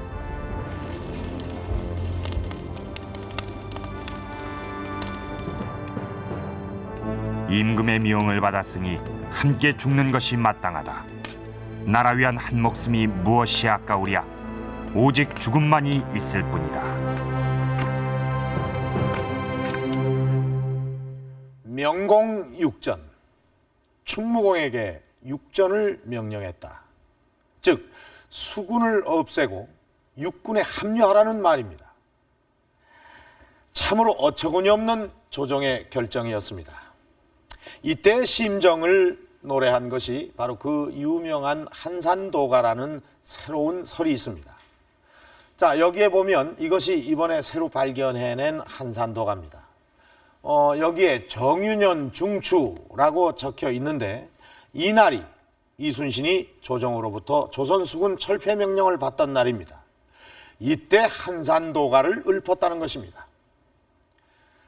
한산섬 달 밝은 밤에 수루에 올라 큰 칼 어루만지며 깊은 시름하던 차에 어디선가 일성호가는 다시 시름을 더하네.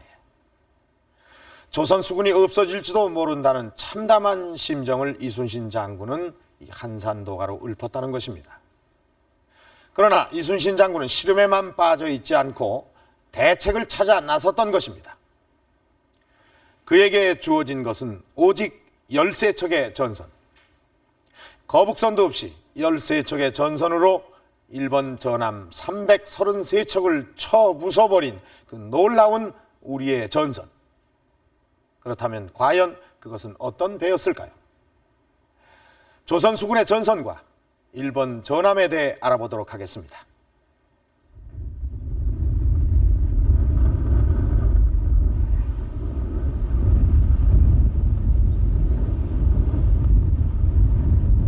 일본 규슈 북쪽 해안에 있는 나고야성. 도요토미 히데요시가 조선 침공의 출병 기지를 이곳에다 정하고 쌓았던 거대한 성이다.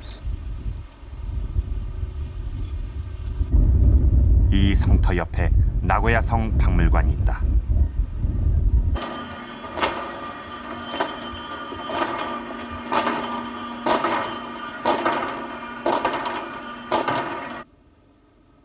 여기엔 임진왜란 때의 나고야성의 모습을 알 수 있는 귀중한 병풍이 하나 있다. 이 병풍엔 나고야성 안의 사람들과 가옥 구조 등이 묘사돼 있다.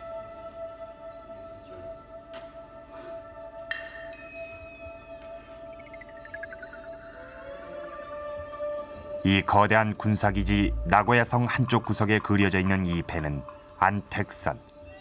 임진왜란 때 사용됐던 일본의 주력 함선이다.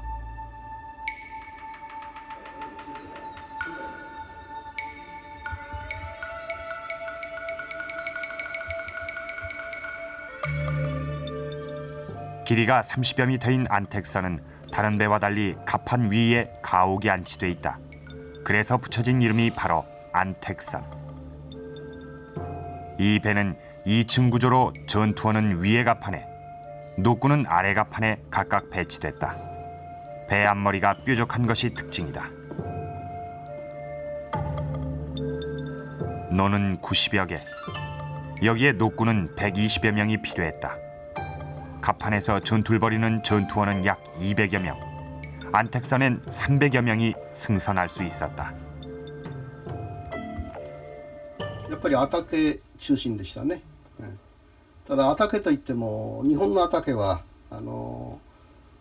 韓国側ではですねイ・スンシン将軍も報告書に書いてますけども我が国のその半億船のようなものといわゆる板屋船ですかだからその程度のものなんですね。 그렇다면 일본의 주력선인 안택선에 맞서는 조선의 판옥선은 어떤 배일까?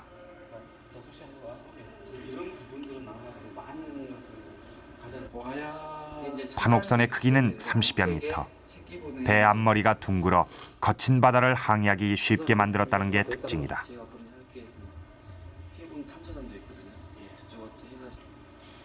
갑판은 역시 2층 구조로 노군과 전투원을 따로 배치했다.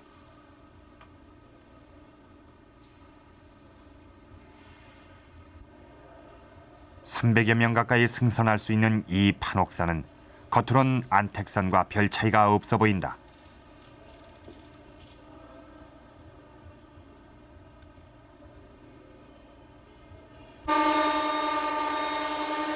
그러나 배를 만드는 방식에선 굉장한 차이가 난다.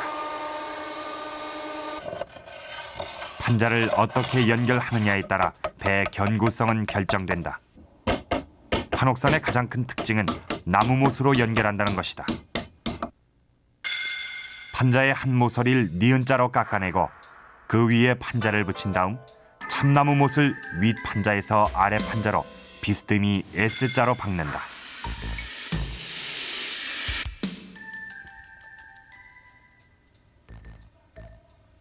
반면 안택선은 쇠못을 박아 판자를 연결시킨다.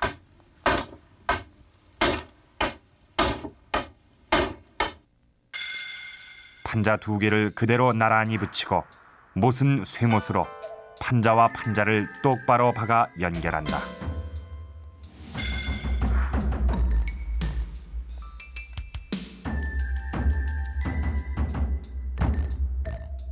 이 소나무 참나무입니다. 그 참나무에서 팽창계수가 큽니다. 팽창계수. 네, 그래서 집어넣어 목구멍에다 집어넣으면은 그래서 팽창돼가지고 순밀이 돼요. 자연히. 그러니까 그 목구멍으로는 물이 들어가지 못하죠. 동시에 이것은 썩지 않습니다. 쇠못을 쓰게 되면은 어떤 충격이나 이제 그런 걸 받았을 적에 이완되게 되죠. 좀 더 빠질 경우도 있고 또 하나는 또 하나는 이 쇠가 부식이 되니까 녹이 슬어서. 예, 녹이 슬으니까 녹슬으면 이 쇠가 녹슬은 것뿐만 아니라 그 주위에 있는 나무들이 같이 이제 부식이 되어 썩죠. 두꺼운 판자를 이어붙여 바닥을 만들고 반듯하게 깎은 판자를 이어 옆면을 세운다. 가파는 2층 구조지만 옆으로부터의 충격이 약한 구조다. 돛대는 하나. 이것이 일본의 안택선이다.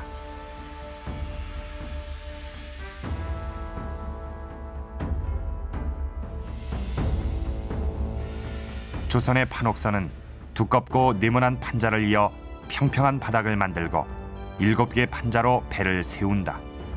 배가 옆으로 찌그러지지 않게 장쇠로 골격을 단단히 한다.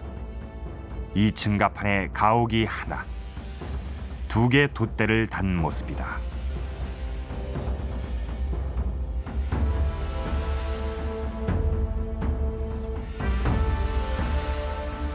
배를 만드는 제작 방식과 구조의 차이가 배의 성능과 견고성을 결정짓는다. 여기에서부터 차이가 비롯된다.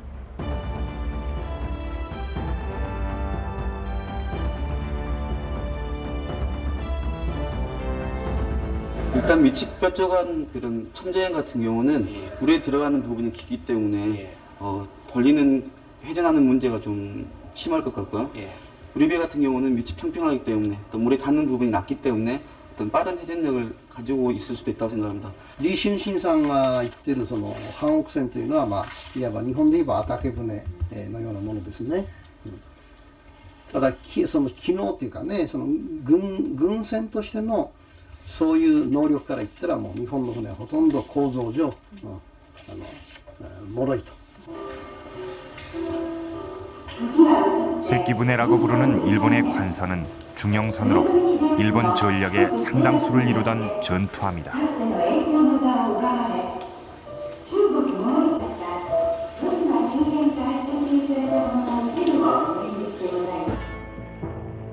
관선의 기본 구조는 일본의 안택선과 같다. 그러나 문제는 우리 판옥선에 비해서 작다는 것. 이것은 조선과 일본 수군의 전력차로 연결된다. 조선과 일본의 배를 만드는 기술의 차이. 이것은 해전의 한 승리 요인으로 작용한 것이었다.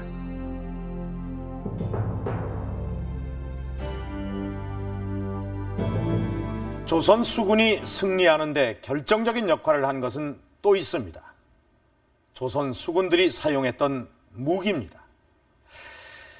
자, 여기에 있는 이곳은 임진왜란과 정의유재란 때 일본군이 사용했던 조총입니다. 한번 붙여보겠습니다.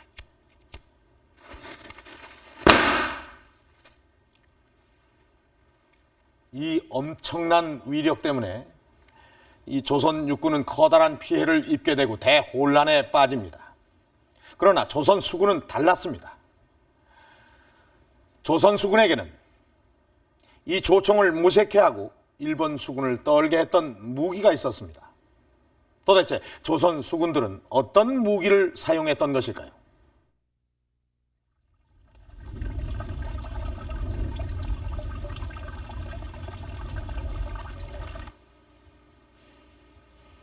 조선 수군의 가장 큰 특징은 함포에 있다.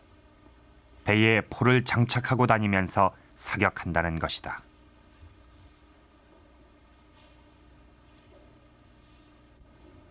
이것은 당시 수전의 양상이 이미 근대적 해전의 단계로 들어섰음을 뜻한다.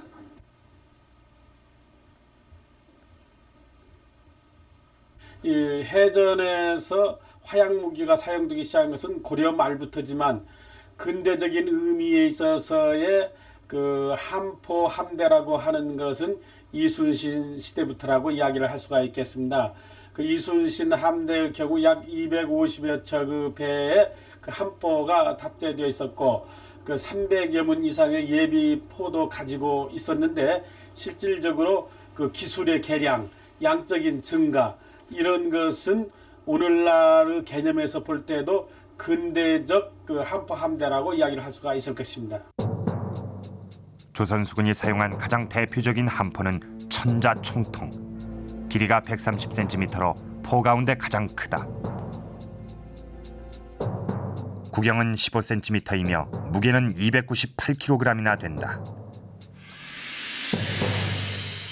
한 번 발사하는 데 사용되는 화약은 1.1kg.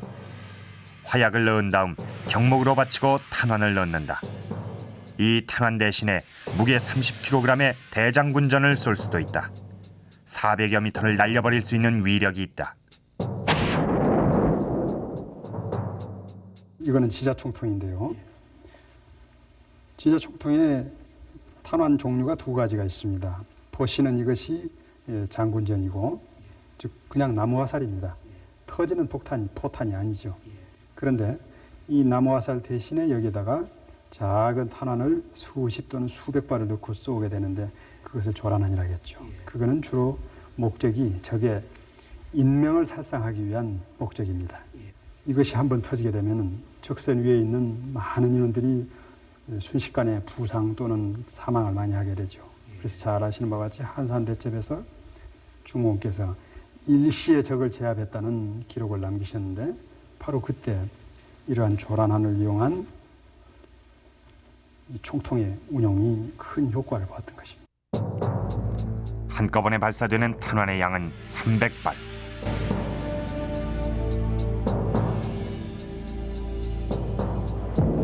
엄청난 살상력을 발휘했던 조란환은 일본 수군에겐 가장 무서운 무기였다. 여기에 맞서는 일본 수군의 무기는 조총이다.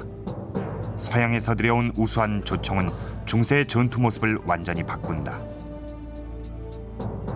복잡하게 쪼개져 싸우던 일본을 하나로 통일시킨 조총은 일본의 가장 대표적인 무기였다. 여기에 주목할 점이 있다. 조총 역시 화약 무기란 점이다. これは임진왜란の時に日本軍が使った火縄銃です。まずここに火薬を入れまして、そしてこちらの方ですね、ここに導火線をつけます。そして引き金を引きますと火のついた縄がここに落ちます。そうしましたらここに火薬が燃えまして中に入ってきます。で中に入っている火薬に火が移ります。それで弾が発射されます。 이 안에도 화약이 또 들어있는 모양이군요. はい。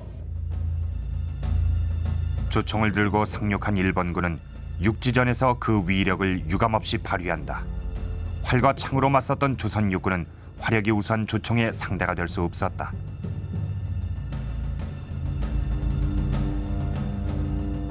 그렇다면 이런 화력을 대포엔 적용시키지 않았을까?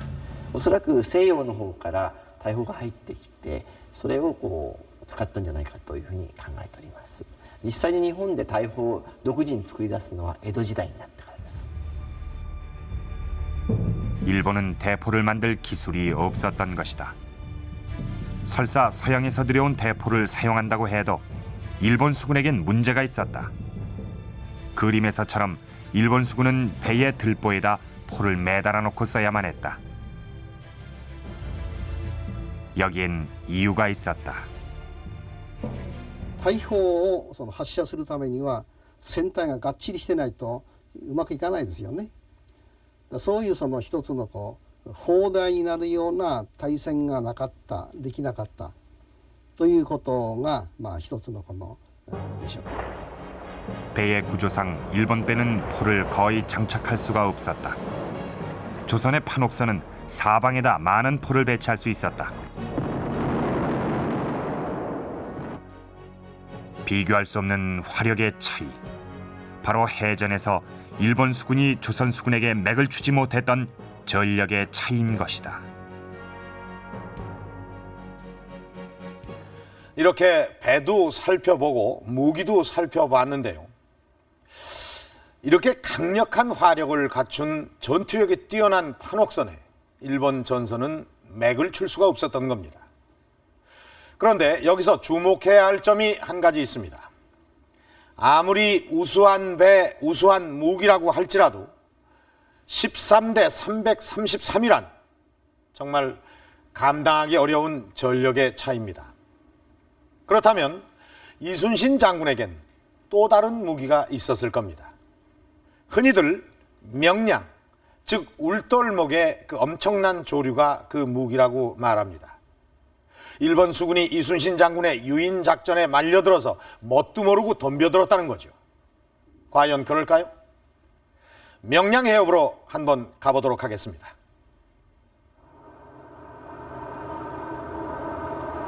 해남과 진도를 잇는 진도대교 아래가 바로 울돌목이다. 암초에 빠른 물살이 부딪혀 소리가 날 정도로 물살이 세기로 이름나 있다.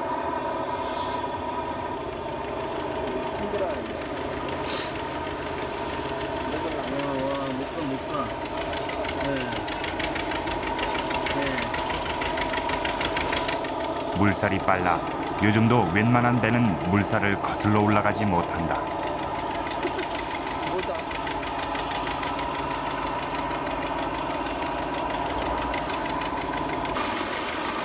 남해안에서 서해안으로 넘어가기 위해서는 반드시 지나야 하는 이 울돌목.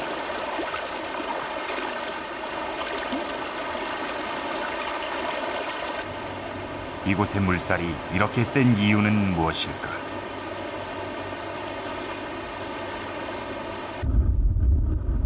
우리나라 해양의 지형, 물의 흐름을 연구하는 국립해양조사원. 그래서 말씀을 드리겠습니다. 이곳에선 울돌목의 조류 속도와 바닷속 지형을 분석해 놓고 있다. 이제 시작이 되겠는데요. 이 해남각입니다. 이 넓은 해역에서 이 물이 이 마로해를 통해 가지고 좁은 수로를 따라서 울돌목으로 통과하게 되겠습니다. 이 좁은 수로를 통과하는 많은 물이 여기를 통할 때는 자연히 그 수면의 높이가 올라가고 압력이 생깁니다.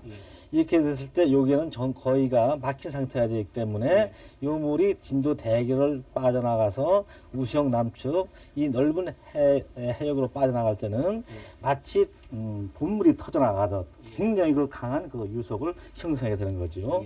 이때 그래서 저희 그 최강 유속이 11나트, 약 5.7 메타세이크. 1초에 5.7m. 예. 밀물 때 넓은 남해의 바닷물이 좁은 이 울돌목으로 한꺼번에 밀려오게 된다. 그것이 울돌목의 좁은 목에 막혀 수위가 1.5m 이상 높아지고 그 수위차가 빠른 물살을 만들어내는 것이다. 울돌목의 물살의 특징은 또 있다. 국립해양조사원 연구팀이 지형을 분석해 그려낸 해저 지형들 보면 울돌목에 수십 개의 크고 작은 암초가 솟아있다. 급조류로 흐르던 물살이 암초에 부딪혀 방향을 잡지 못하고 소용돌이치게 되는 것이다.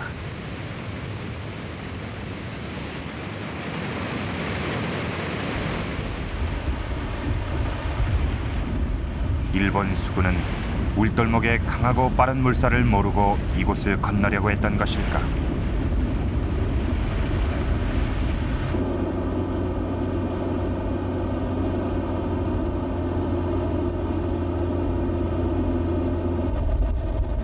일본 시코쿠의 미야쿠보 지역, 일본 수군의 탄생지다. 이곳에도 울돌목처럼 강한 조류가 있다고 해 확인해 보기로 했다.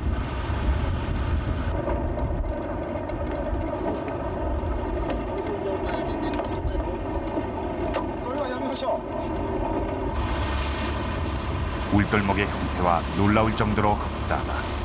진도대교와 같은 다리도 놓여 있다.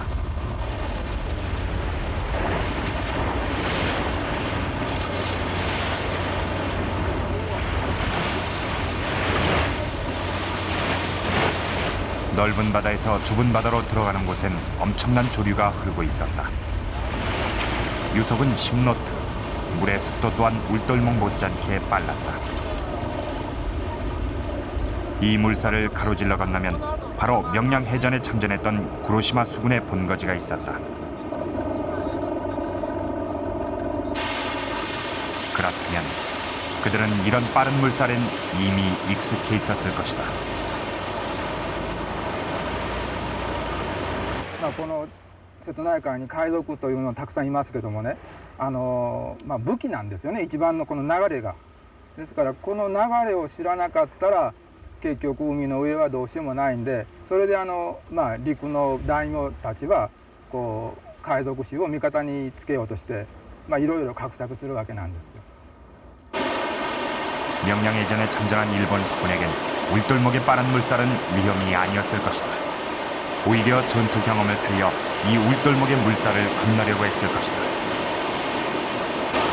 1997년 9월 15일 울돌목은 결전의 날을 맞이할 준비를 한 채 저물어 가고 있습니다.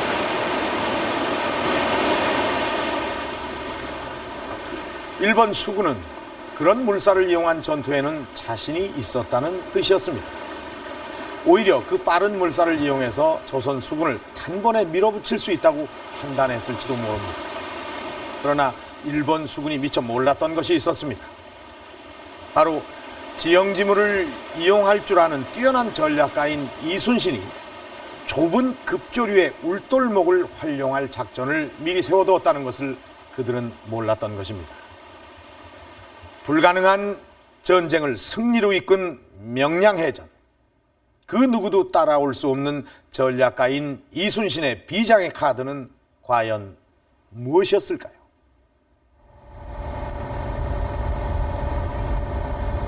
전남 완도군 고금도.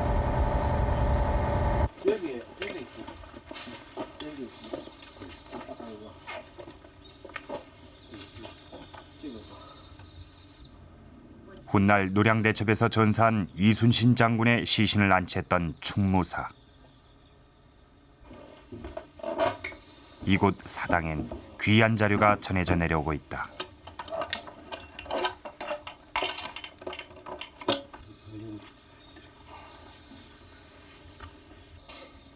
조선시대 수군의 전투진법을 그려놓은 수군 전진도다. 여기엔 조선 수군이 구사했던 각종 진법이 소개돼 있다. 이것도 아주 귀중하게 잘 보관해야 되겠다. 마치 학이 날개를 편 듯하다는 이 진법은 이순신이 즐겨 썼다고 한다.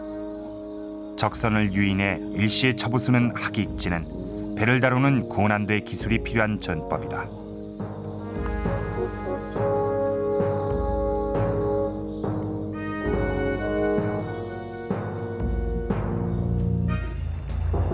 적진을 향해 진격하다가 갑자기 180도로 회전을 해 반대 방향으로 도망가면서 적선을 유인한다. 적선이 사정거리 안에 들어오면 다시 180도로 회전해 따라오고 있던 적선을 에워싸는 것이 바로 학익진법인 것이다.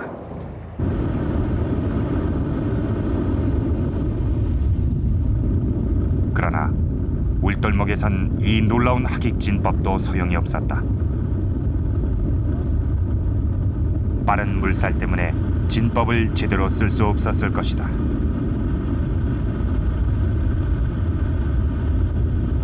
울돌목 현지 주민들에겐 이순신이 어떻게 싸웠는지 전해지는 얘기가 있다. 진도하고 해남 우승하고 이 셋줄로 바다 밑으로 해가지고 외생이 오면 그걸 객파시겠다 해갖고 당근은 그래서 외선을 많이 객파했다. 그런 이야기가 들었던 거예요. 우리 어려서부터. 가장 폭이 좁은 지점에다 쇠사슬을 걸어뒀다가 당겨서 배를 걸리겠다는 것이다. 어람 가기 전에 이기. 쇠고리가 언제까지 있었습니까? 쇠고리가 그때 당시 연육교 설치할 때 당시에도 있었으니까 한 84년. 84년 지금부터 15년까지 있었다고. 얼마 전까지만 거기 있었네요. 있었어요. 불과 12년 전만 해도 쇠사슬을 묶었던 고리가 남아 있었다고 한다. 정말 가능한 일이었을까? 이 얘기를 뒷받침하는 기록을 전남 강진의 금강산한 곳에서 찾았다.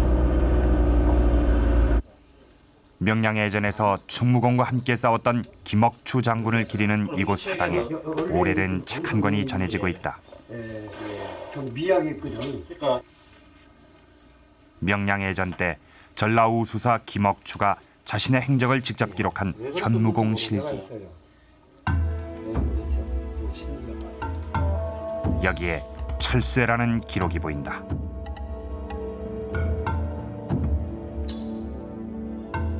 철쇠, 즉 쇠사슬과 철구로 적선을 깨뜨렸다.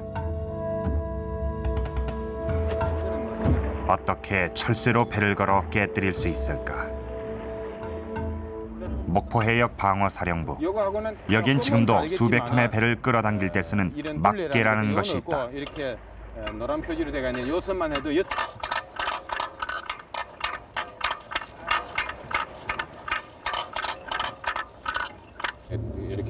이렇게 이제 민다고 보면은 조선시대 때도 배를 끌어당길 때는 이런 막개를 사용했다고 한다. 네, 그렇죠. 이게 한 이게 막대기만 길면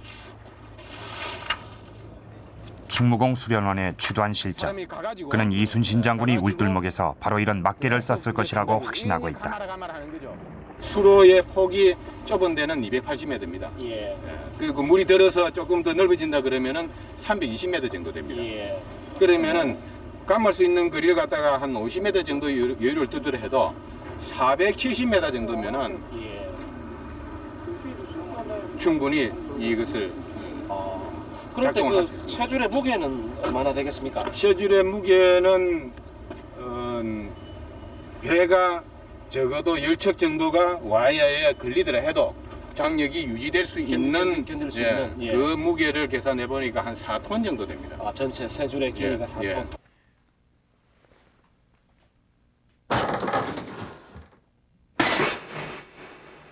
무게 4톤의 쇠사슬이면 60여 명에서 100여 명의 인력이 충분히 감아 올릴 수 있는 무게다.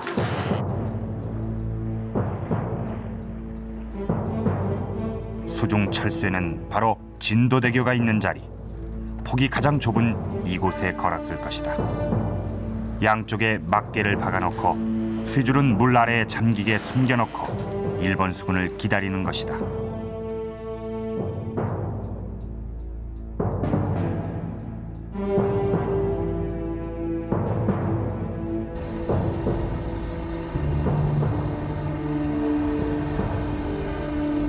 어란진에서 출발한 333척의 일본 대선단은 우수영으로 흐르는 밀물을 타고 빠른 속도로 울돌목에 들어선다.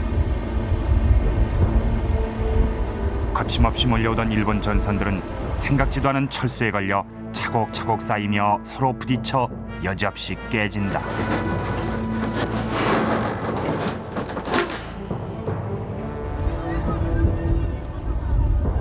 오후 1시경 밀물이 끝나는 시간에 물길이 정지한다.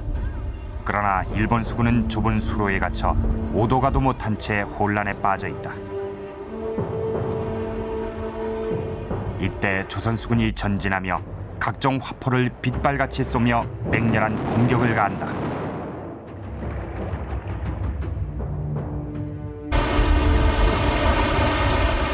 다시 썰물이 되는 순간 정지됐던 물길이 거꾸로 바뀌어 일본 수군 쪽으로 빠르게 흐른다. 유리하던 조류마저 불리해지자 일본 수군은 극도로 사기가 떨어진다. 조선 함선은 떠내려가는 일본 수군을 화포로 쏘며 추격해 완전 섬멸해버린다. 쇠사슬과 울돌목의 물길을 이용한 이 작전으로 일본 수군은 손도 써보지 못하고 전멸하고 조선 수군은 단 한 척의 피해도 없이 대승을 거둔다.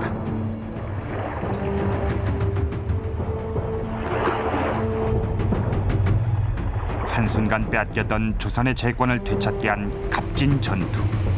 이것이 바로 명량해전, 그 빛나는 승리인 것이다.